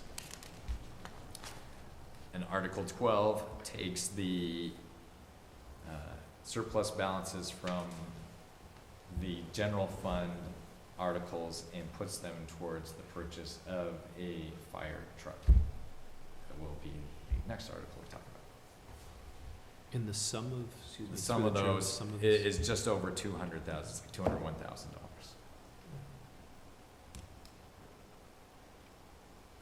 There will be a few slight deficits that will have to be funded on the recap, but it is a lot easier to fund it that way than try to reduce budgets, and anyway, that's just the cleanest way to do it. Any questions on all those? Just one, if I may, through the chair. On Article 12 on the fire truck, I'm just looking for some specs on it, that's all. I'm sure they'll have something ready. I talked with the chief on that, and I'm sure he'll have something, so people have I got them on, like, is it a 1,250 gallon? Is it 1,500? Yeah. Is it a 400 on the engine? Is it a 450, et cetera, et cetera? I'm just looking for spec. I don't care if it's an E1 or whatever it is. That's Yeah. either here or there. So I do have the spec sheet. I didn't have it with me here, but I can provide it to you. But I do have some slides talking about the engine. Okay. So we'll talk about why it's needed and why now, and we looked at different alternatives, and then also different truck manufacturer alternatives. So engine 5 is currently 23 years old. NFPA strongly recommends that they're replaced after 25 and that they be put on the back line after 15 years. So engine 5 actually is still a frontline one for most of our motor vehicle accidents. And even though ours is 23 years old, it does take about a year by the time we actually get the truck here on the ground. Some of the other issues with the engine 5 is that the cabin is very small. It's 23 years old, so the way trucks are now, they're different. It's very hard to communicate within the cab. The firefighters are very separated from the driver, and I don't know how those firefighters fit in there. I could barely fit in with just a suit on, let alone the firefighter equipment. And there's no heating or air conditioning in the cabin. Also, it's an older brake system. It doesn't have anti-lock brakes. It doesn't have any of the anti-sway and computer control systems that keep it from getting into accidents. And there's no airbags in the cabin either. Also, obviously with older vehicles, there are more repairs. The amount of repairs is not huge for this vehicle. The fire department actually does a very good job of maintaining them, so there aren't a lot of expenses. But for instance, right now, the computer system on the truck needs to be replaced, and that's just under $4,000. Yeah, $400,000. Yeah. No wonder why anyone. So why now? The chief and I have put together a replacement schedule for all the vehicles. We want to space them out appropriately, and with the chief reducing the number of vehicles from 9 to 7 with the purchase of this, we'd need to purchase a vehicle roughly every 3.5 years. So if we purchase one now, the next one is planned on already being purchased in fiscal year 2022. So we don't want to drastically alter that schedule. It's at the recommended age for replacement. It has 3,500 hours on it. Roughly speaking, that's about 125,000 miles if you were considering your own car. And what I think is probably the best reason to replace it is that right now, engines 1 and 3 are going out to almost every single call. And those are, I forgot when I think 2005, we purchased those, so they're 12, 13 years old. And if we keep using those as frontline vehicles, we're gonna have to replace this engine 5 plus engines 1 and 3, all very, very close together. Right now, if we were able to replace engine 5, we can push off of those ones till farther off in the future, till they're more like 25 years old. But if we keep running them the way we are, they'll have to be replaced much, much sooner. If I may, Mr. Chairman. Excuse me, I'm sorry. You're good. Is now, these are just gonna be engines. We're not gonna replace the ladder. We're not gonna replace a tanker, are we? So, I'm glad you brought that up. Look at Ta-da! So- Jeez, it's unbelievable. Yeah. It's like we planned it. So, I'm not saying. so we were looking at different options. So we could just buy the standard engine, or we could buy a multifunction vehicle. So what we want to do is buy the multifunction one, so that it includes a larger tank, so that we have the current tank that is older than me, and so right now it's working, but at some point it's not going to be feasible to fix it. It's going to be beyond an easy repair. So if we purchase this vehicle now, at that time we won't have to replace the tanker, which would be at least $500,000. So they call them quints, which is Quints. it's a 5-function. Ours would be actually a quad because it wouldn't have the aerial ladder. The ladder that we recently purchased would be considered a quint, but this would be, it only has the 4 function, it doesn't have the aerial ladder. If you want to add the aerial ladder, it's another $500,000. 75-foot ladder. Yeah. So I spoke with the chief. He says when we have our own ladder and we have mutual aid with 2 other ladders, he doesn't feel like another ladder is needed in the community. So we also talked about, can we just refurbish the existing vehicle? One, we have done that in the past.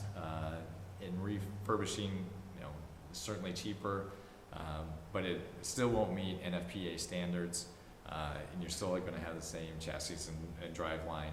So the major portions of the vehicle are not being replaced. Also, you're paying about 35% of what you would anyway, but you're only getting about 7 years added onto the life. So we don't recommend refurbishing. We think it would be, in the long run, better use of the town's money to purchase a new vehicle. Oh, here we go. Chairman, just if you could go back to, so we'll have a 1,250-gallon engine if this is approved. Yeah, it might be Originally, it was 1,250. going up. The chief today said if we got the tanker with the 1,250 gallons in it, it wouldn't fit. So he gave me a new number. It was still much more than our current one. Wouldn't fit in the garage? In the garage. Okay. So I'll have to get the exact. So I guess I'm trying to get back to the tanker. We're going to rely then on mutual aid when that tanker gets retired? When that tanker gets retired, this engine we're purchasing now will still have enough capacity to fight fires in the areas of town that do not have hydrants. That's the concern. So, the chief feels that the gallons available in the tanker in the engine is enough to provide what we need for any fire. And then, of course, we do have the opportunity to ask mutual aid for an additional tanker. Thank you. So we got pricing information from 3 different manufacturers, Pierce, Seagrave, and E1. The cheapest is E1. E1 has a good reputation for being high quality, but not necessarily overly expensive. Seagrave is kind of known as the high end for fire apparatus. Also, most of our other equipment is E1, so that's convenient for the mechanics and things. They already know how the E1 works, and that works out well. And the service center for E1 is nearby, closer than the other one, so I think it is Attleboro. So to get it there and back, it would be much faster than if we went with one of the other options. And then to purchase it, we have $200,000 available in the FY19 operating budget. The articles that we closed out, I think it's Article 12, is just over 201,000, and then free cash would come up with the remainder, which will be 198 and change. Any questions? Mr. Chairman, this is, I think, really good information that'll help at the town meeting that, maybe we didn't have as much at the previous one, so hopefully we'll have better success. I hope so too. And if I, excuse me, Mr. Chairman. Now, suppose this all goes through, and it takes a year to take this, because they're built down in Ocala, Florida. And would it still be that price?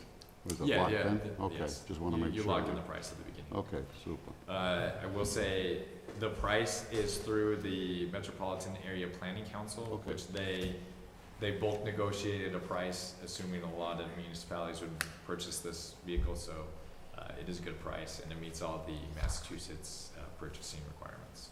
And would have all the equipment needed on it? Within the 600,000, we'd be able to purchase the necessary equipment with it too. Okay. Mr. Chairman, just one other comment. I think what's really important is the safety of the firefighters, and that's a big thing that needs to be mentioned, I think, in the town meeting. When I hear airbags and I hear anti-lock brakes and anti-sway bars that we don't have in our existing engine, and, to know that an accident happened in Boston that killed a firefighter. These are things that are important to the people who are trying to save, our residents. So that can't be stressed enough as far as I'm concerned.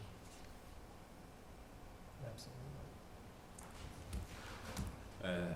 And we'll mention that this is a different funding source, so this is all available from existing cash, so it is not going to be an extra tax burden to any of the residents. Good. Article 14 is to officially combine the position of treasurer collector, so it amends any instance in the charter where it referred to a treasurer or a collector, and now will jointly refer to a treasurer collector. And Article 15, if Andrew, you want to recuse yourself, is sort of a repeat of the previous citizens petition. It will be taking a portion and rezoning it from single-family residential to B5, which is business without sewer. So if you look at the map, this is actually the map from the old last town meeting, but it's the second larger one. Let's see if I can do this. But the front one on the right, that was already changed from single-family residential to B5, so that'll stay B5, and it'll only be the second. So the issue at town meeting was they were trying to change it to B4? To industrial. To industrial, okay, so that made it kind of spot zoning. Yeah, This so- way it'll keep the two contiguous to each other at the same. Yeah, and there's other B5 in the area, so it won't be spot zoning.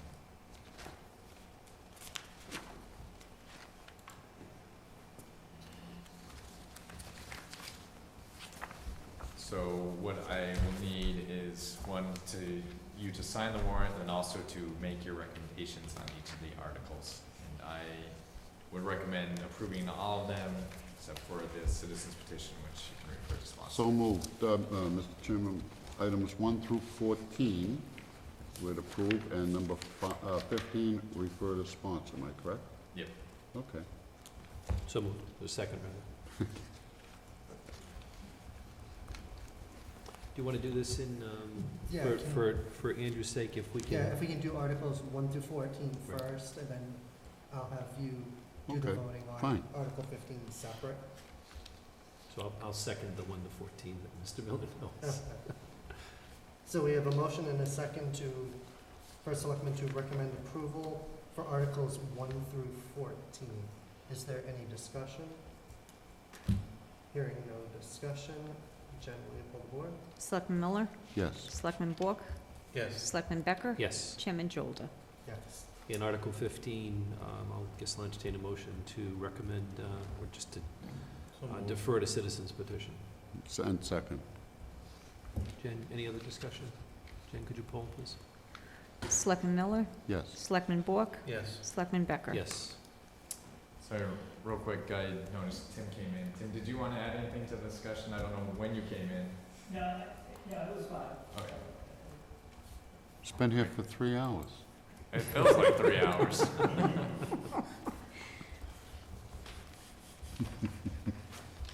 Thanks, Tim.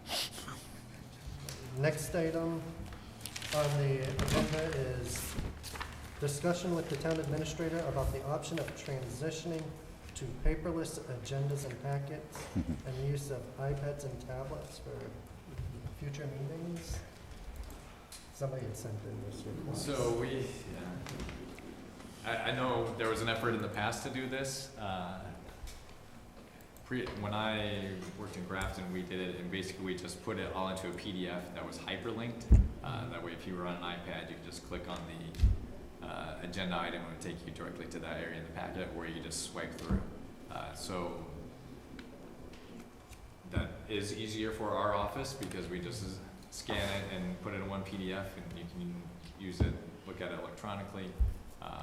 However, if you prefer to have the paper copies, you're the board, so you can tell us what you'd like to do. As long as we don't have to use those things, I'm fine. That thing is atrocious. Those, yeah, those Sorry, are like Greg. super Sorry. capacity, like better computers than most people have on their desk. So I'm all in favor of the hyperlink, I'm good with that. Yeah, I mean, as long as you can bring it up as a PDF, it's easy Yeah. to save even on an iPad, so I'm comfortable with it. I Mr. think- Miller, are you comfortable with it? I have a lot of paper, but it's whatever the pleasure of the board is. As long as you can give me the equipment to teach me to use it, not like that thing. That Jen has mine. Greg has mine. yeah, and we could go with a cheap iPad and Yeah. This is $100. something that's Yeah. extremely user-friendly. Like I had mentioned to Greg, the iPads are on eBay, you can get them for $65 now. Yeah. I mean, Really? they're cheap, yeah. Maybe we can get a Use it trade-in for credit for our, so we existing have, tablets. we've repurposed those. Have we Okay. repurposed all of them? Most of them? I know mine's at home. Yeah. All right, so I'll bring mine in tomorrow for you. You have one more to repurpose. Yep. Well, I mean, if you want to keep using it, I mean, you can still use it as the. Well, I put my town email on my cell phone, which is Sweet. easier. Okay. So we will work towards that and make it happen.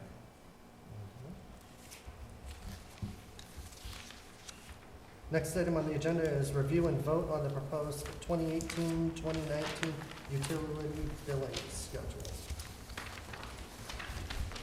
So this is consistent with what has been done in the past.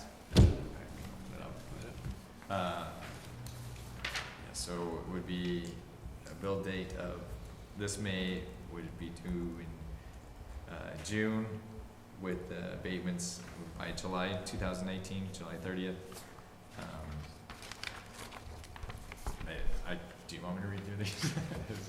So, well, They're consistent. they're consistent with and what they're they're- about 90 days apart, just like they have been in the past.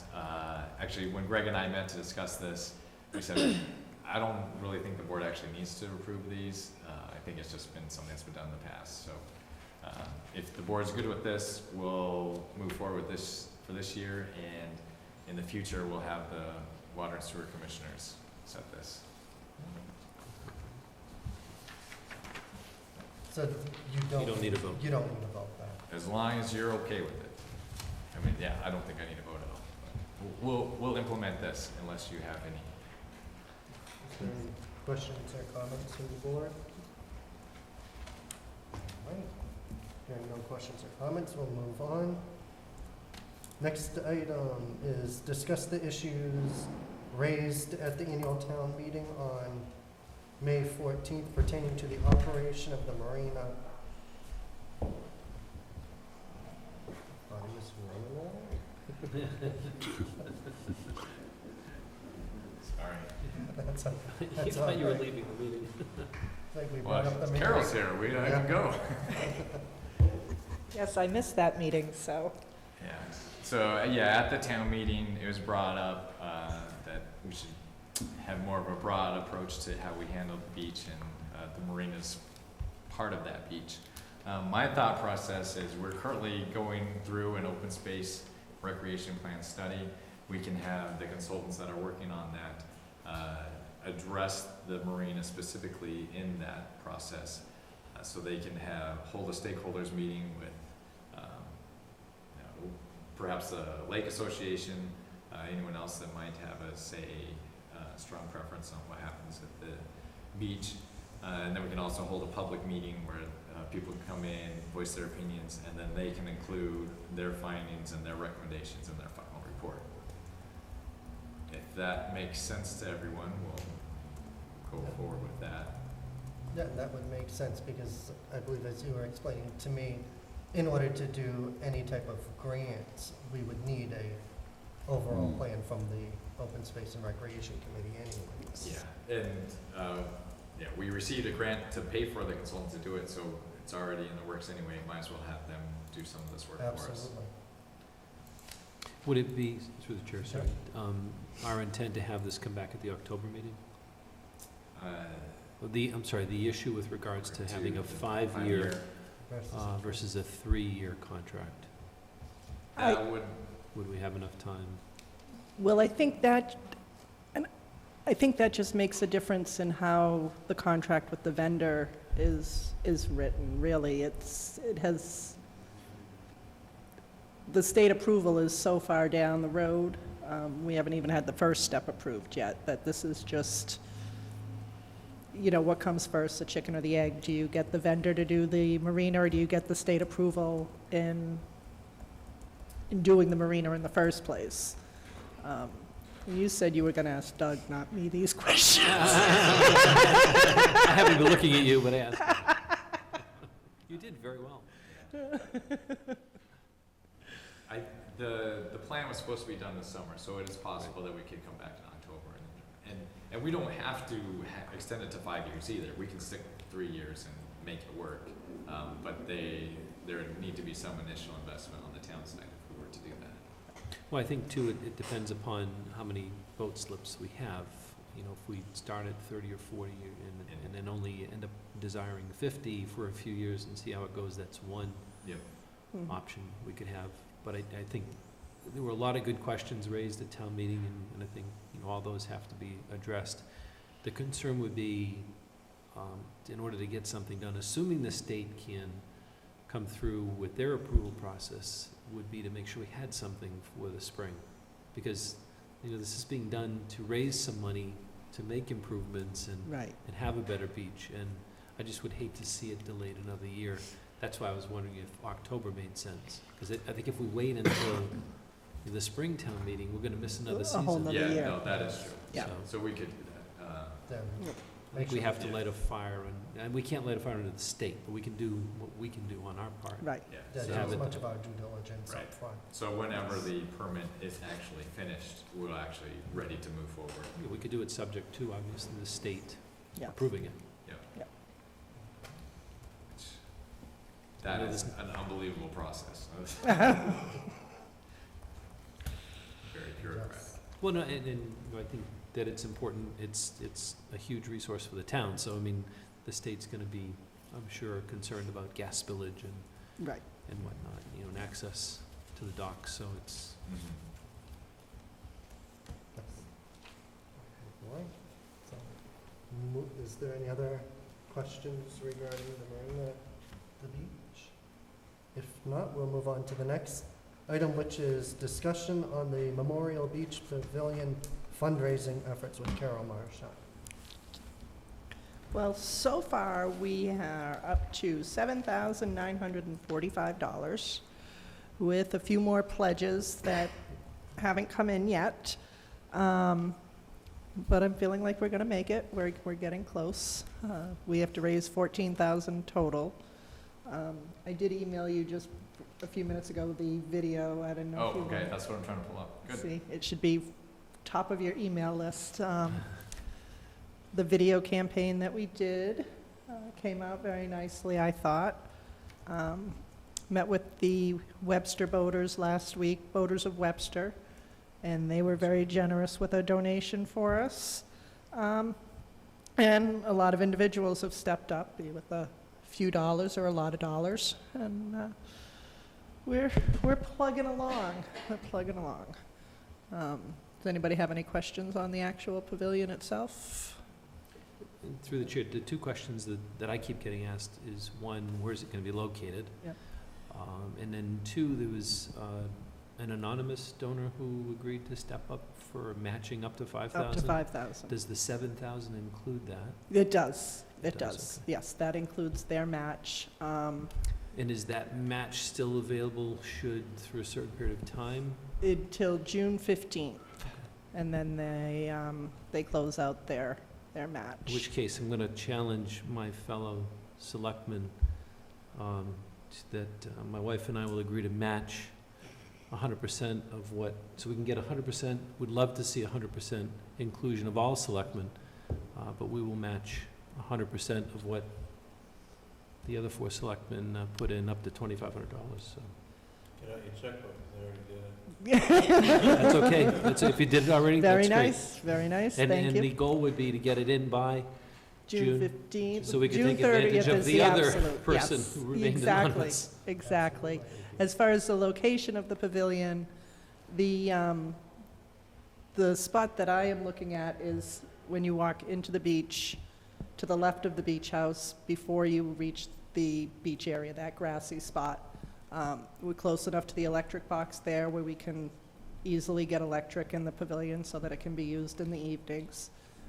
It's close enough to the water to enjoy the water but not impose on the beach itself. Just kind of where So AJ right. sets his grill up. Right, yeah, when he does For the the- senior. Right, the reading and the. So that'll be and- perfect? Right here, right? Yes. Yes. Yes. Yeah, can you move your cursor there? Yeah. Oh, That's yeah. right. Thought you were looking at me You can playing my probably- You pen. can probably see that. Yeah, I didn't realize you had a TV over there too. Oh, so let's watch the movie. Oh, boy. I'll take a break. Oh, I hope this is loud enough. Here it comes. Give me hopefully not the circle of death. Webster is most known for Webster Lake, or Lake Chinaga and Chinaga. We're also located right to the north of Thompson, Connecticut, and we have Route 395 running through it. So many of the people who are up and down Route 395 get to actually see the beauty of the lake. This project is to build a pavilion along with picnic tables and place it at our beach. We have a lot of activities down at the beach that we want to put in a pavilion so that we can have people use it on a first come, first served basis, or they can rent it previously if they want to have a special event in it. Tables, people can meet in the shade if they don't want to sit on the beach, but they want to be at the beach. Can do farmers markets in there, we can do music events in there. The idea is to limitless, really. The pavilion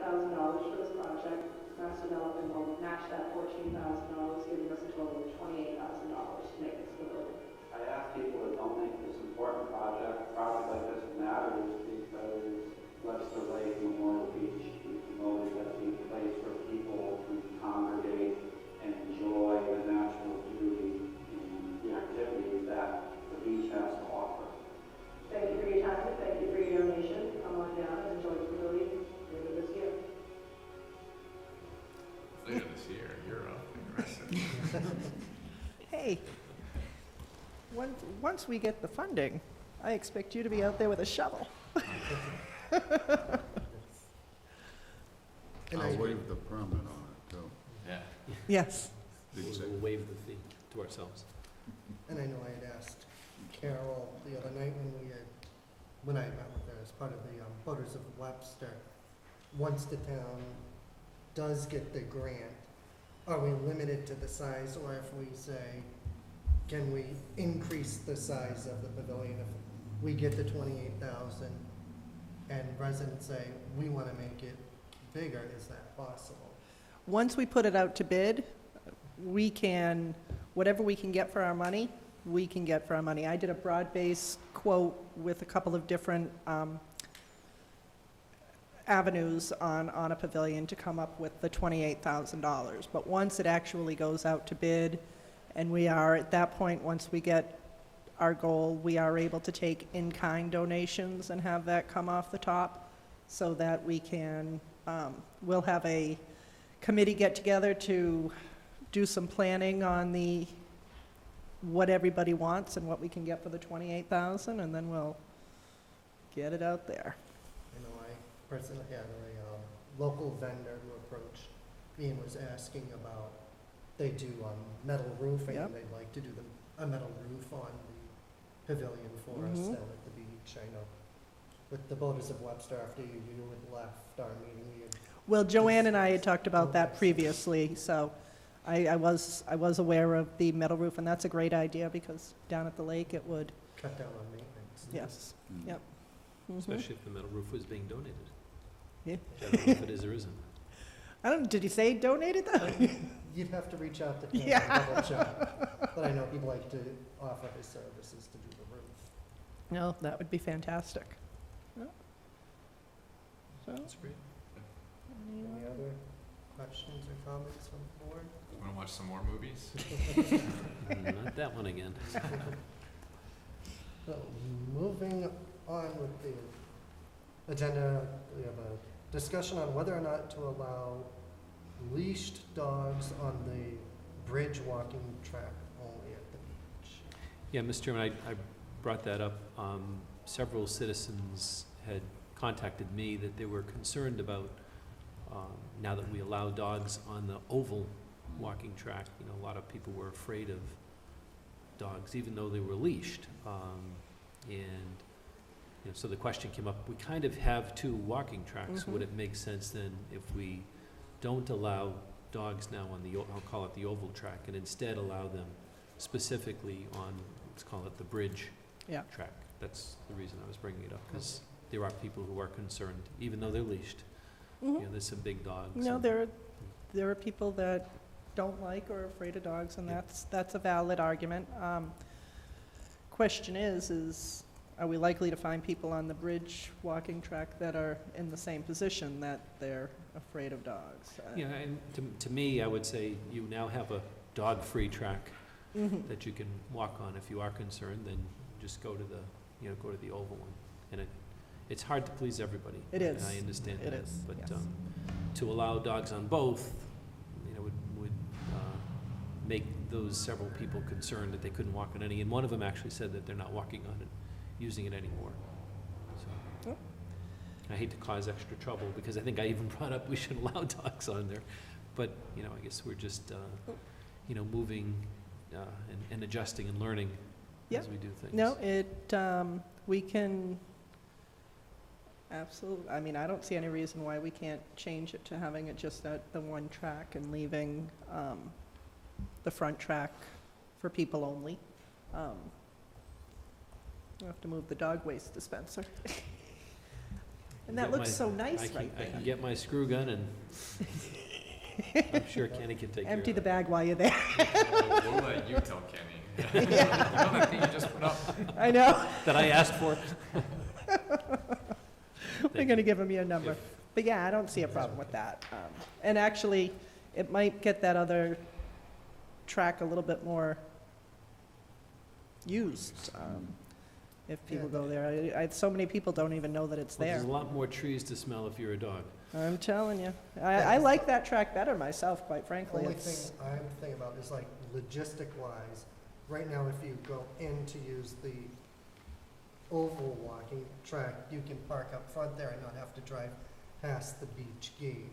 We allow people, if they say they're going to the walking track. Okay. I will say that is a risk that we take on a Right. busy day. It's a hop, skip, and a jump for people to Right. take their dog to the water from that track, but I would think most people would be respectful of, you know. And just to be clear, they're still required to be on a leash, even on Yes. the Yes. bridge track. Yes. Okay. Should we have actually a specific policy, for dogs at the beach, so I can formally amend that. Yeah, if you want to do that for the July meeting. Yeah, but, we'll implement it now if everyone's okay with that. Try that one again. There's an official dogs at the beach policy. No dogs allowed. No dogs, so correct? yes, and at the beach, Beach. still no dogs, but that policy, if I remember correctly, also said no dogs at the walking track, which we addressed earlier, so we'll make it very clear in one final Now policy. we'll only have one amendment. Yes. Yep. All righty.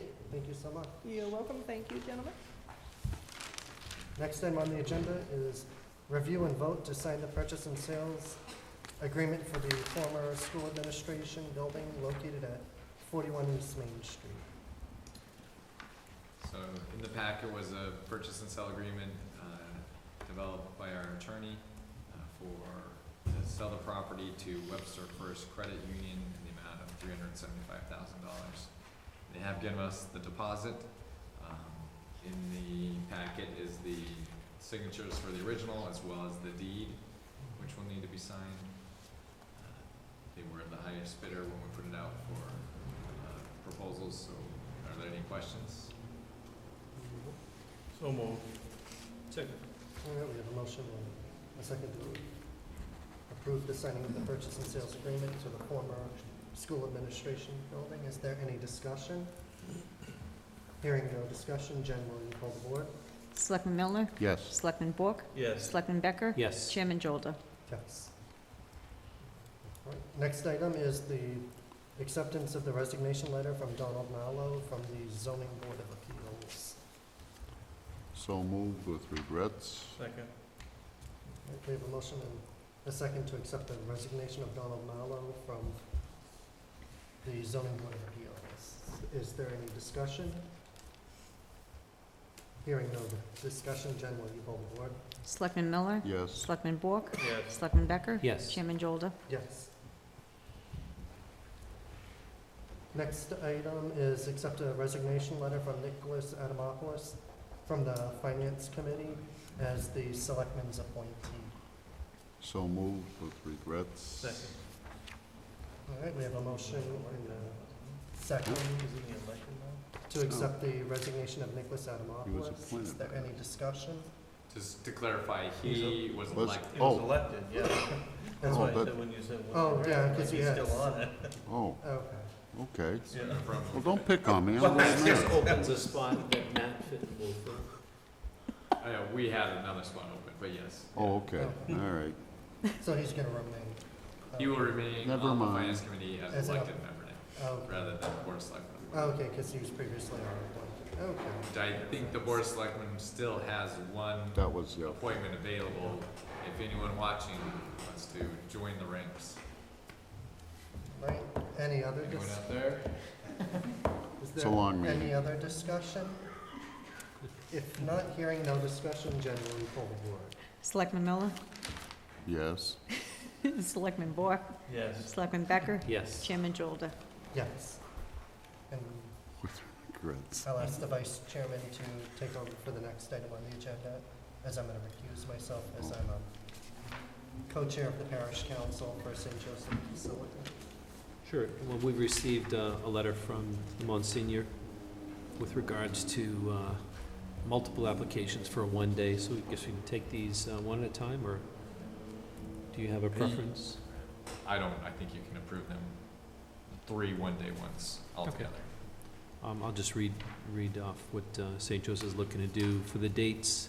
It's a one-day special alcohol license for June 15th, 2018, from 5 p.m. to 11 p.m., June 16th, 2018, from noon to 11 p.m., and June 17th, 2018, from noon to 4 p.m., all with regards to the St. Joe's Annual Festival, the 45th Annual Festival.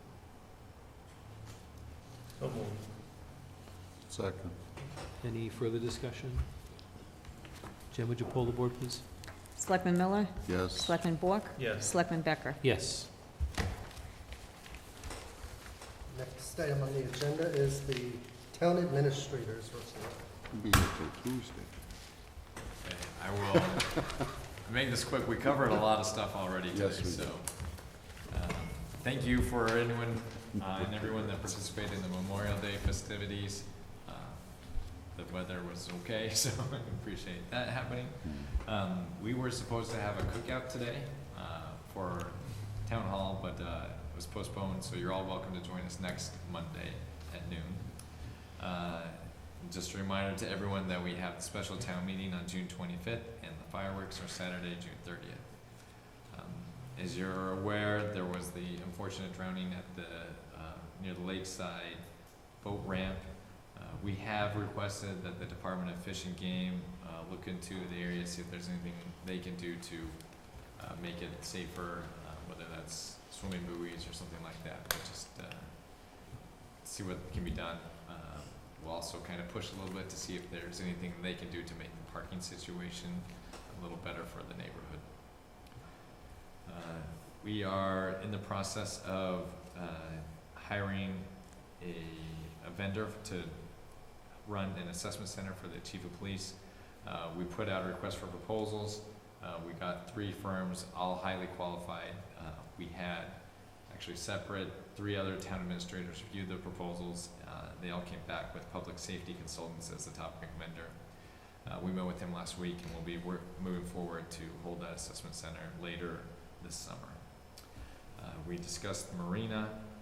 One thing I'd like to remind everyone is this Thursday at 5 p.m., Lakeview Marine will be holding a Touch a Boat event at the beach.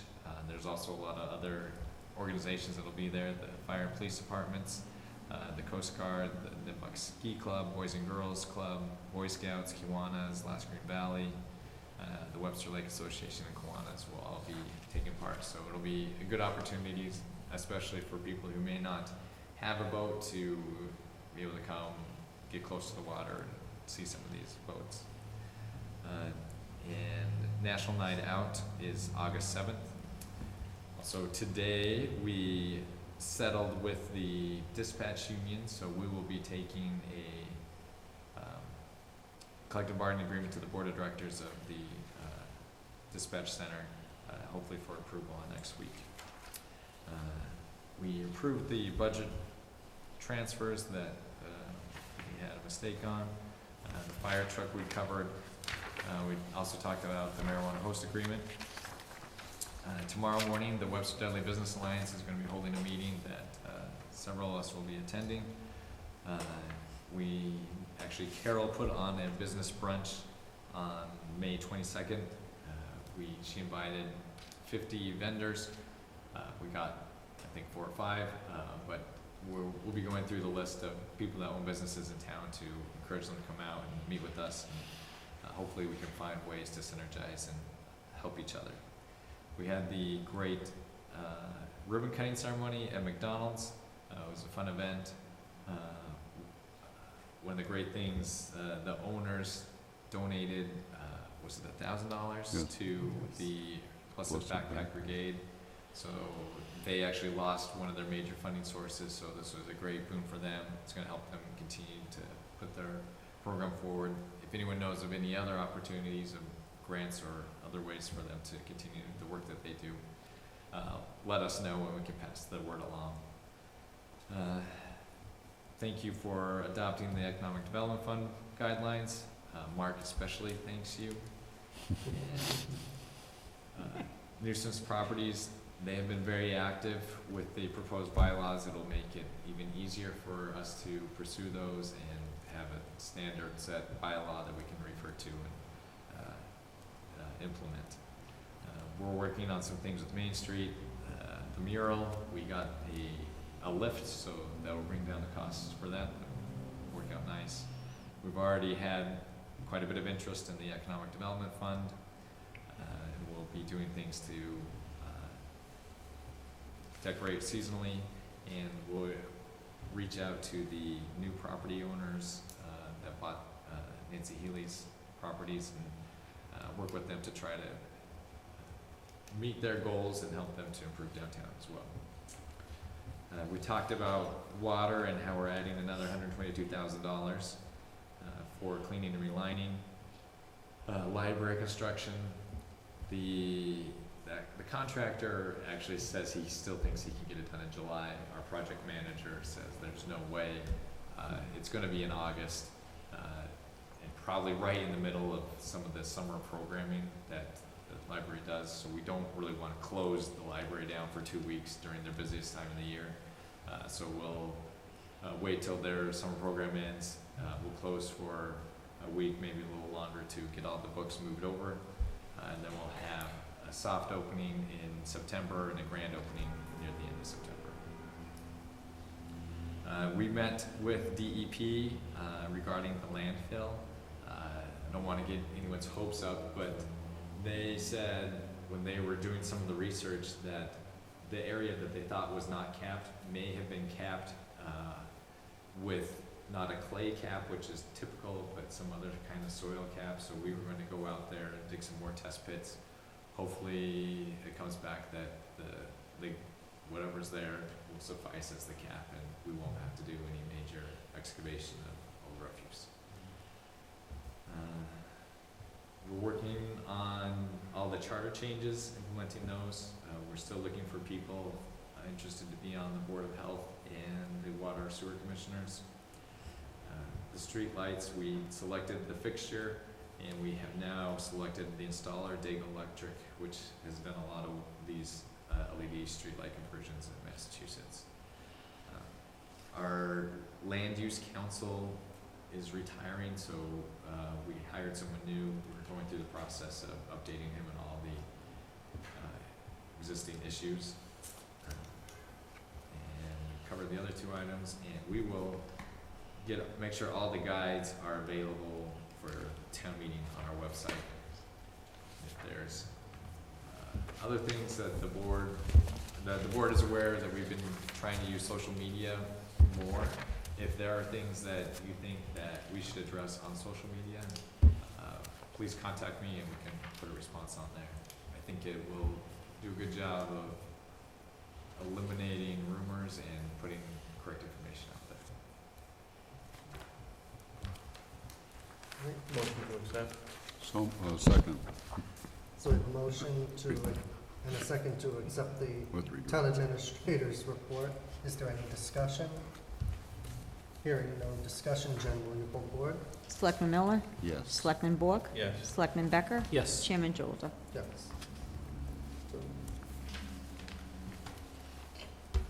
Next item on the agenda is the review and vote of acceptance for the Board of Selectmen's regular session meeting minutes from February 12th, 2018, March 12th, 2018, April 2nd, 2018, April 9th, 2018, April 18th, 2018, April 30th, 2018, and May 14th, 2018.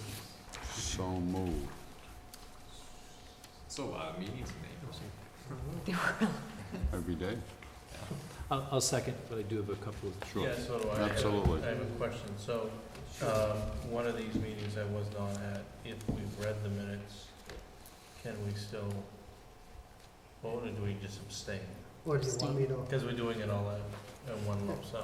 or if there's a particular meeting date that you want me to hold and we can Yeah, vote it well, the separately? one on May 14th, I was not there. All right, so Where were we'll you? hold that one and we I can have vote no that idea.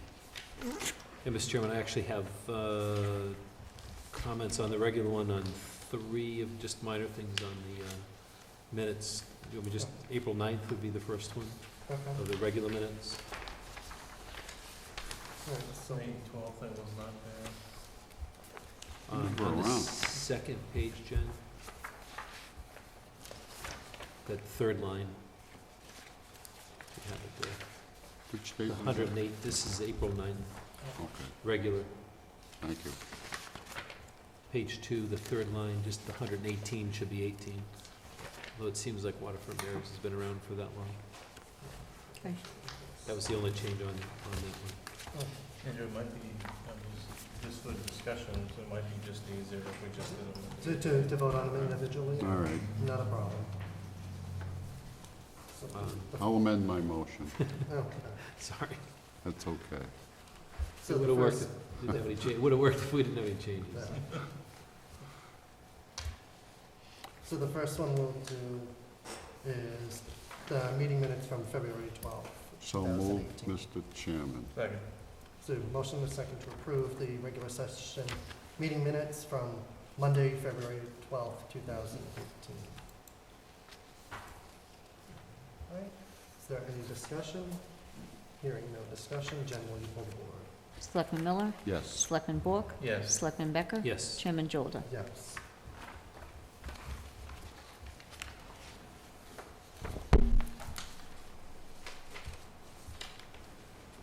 March Well, 12th, I think is the next one. Next, we have the regular session meeting minutes from Monday, March 12th, 2018.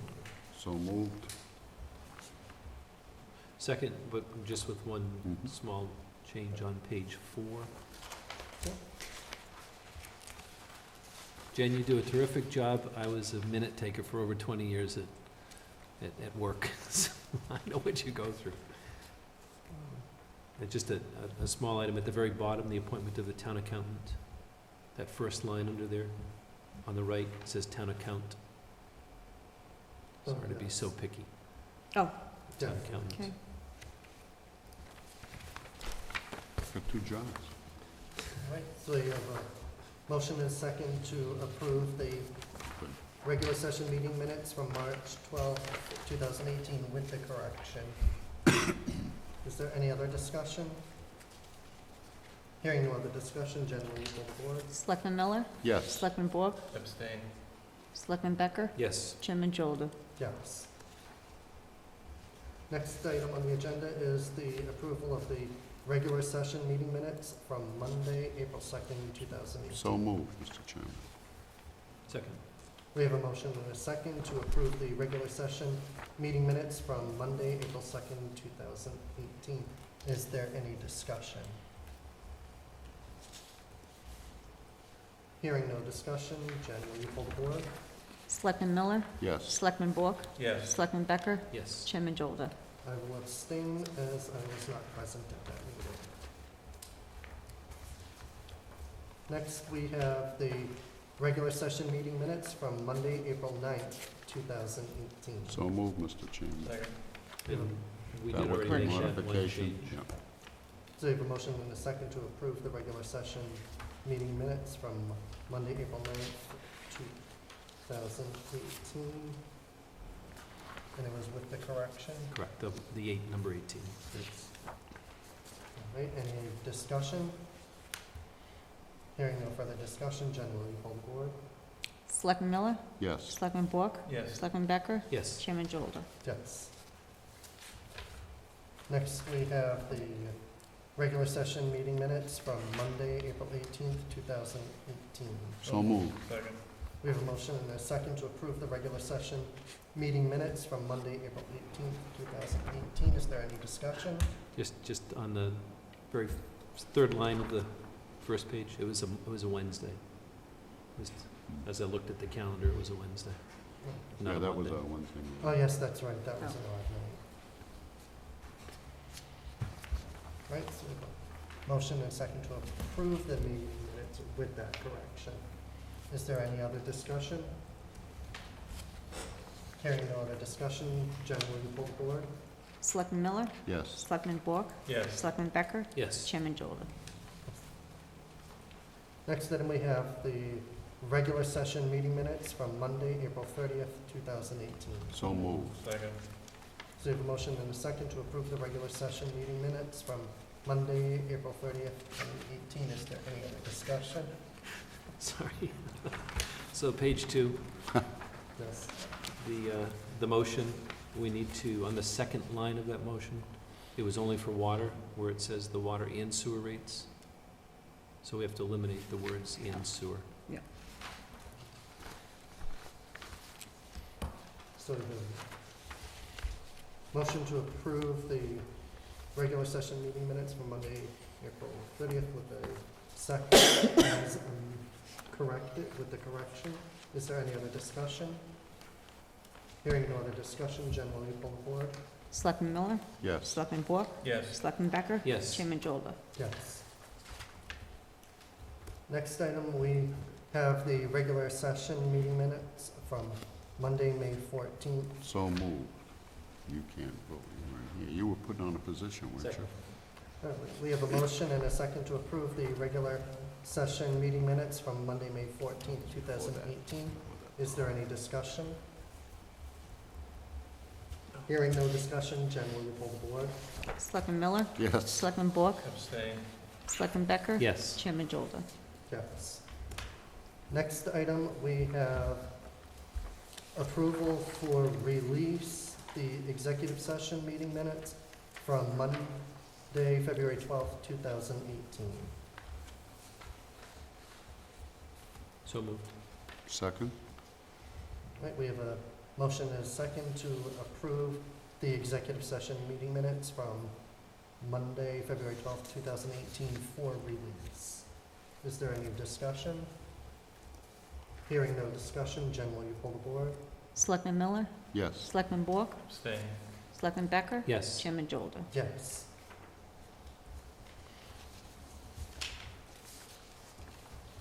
Right, next item on the agenda, we have approval for release the executive session meeting minutes, part 1 for Monday, March 12th, 2018.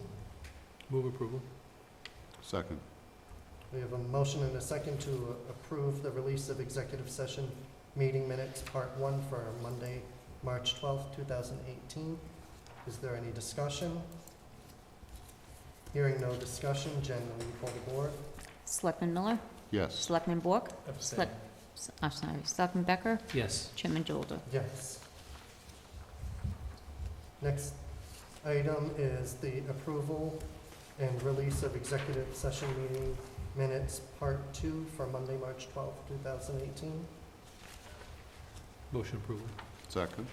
We have a motion and a second to approve the executive session meeting minutes, part 2 for Monday, March 12th, 2018, and this is for release. Is there any discussion? Hearing no discussion, Jen, will you pull the board? Selectman Miller? Yes. Selectman Bork? Abstain. Selectman Becker? Yes. Chairman Jolda? Yes. Mr. Chairman, just on minutes themselves, just a suggestion. I know we like to have all of the members present, all the selectmen present, but so that we don't get kind of stuck in having to do all these, I would just suggest we approve minutes at the next following meeting. And then if let's say I'm not there or have a question, I can bring it up at the next meeting. Not a problem. We could do that. And that, I Absolutely. think, will make life easier on Jen. Yeah, well, it was tough in April because we had so many. It was Yeah. just going and going and going. I didn't Because have time. normally we used to. I ran out of time. Sorry. Yeah, we should have more months where we meet 4 times. So, That's right. seeing as how there When I are was a youngster. So no other items on the agenda, let's take a Second. motion to adjourn. We have a motion and a second to adjourn. Is there Oh. any discussion? Hearing no discussion, Jen, will you pull the board? Selectman Miller? Yes. Selectman Bork? Yes. Selectman Becker? Yes. Chairman Jolda? Yes. Very good. Excellent. Say hi to Catherine.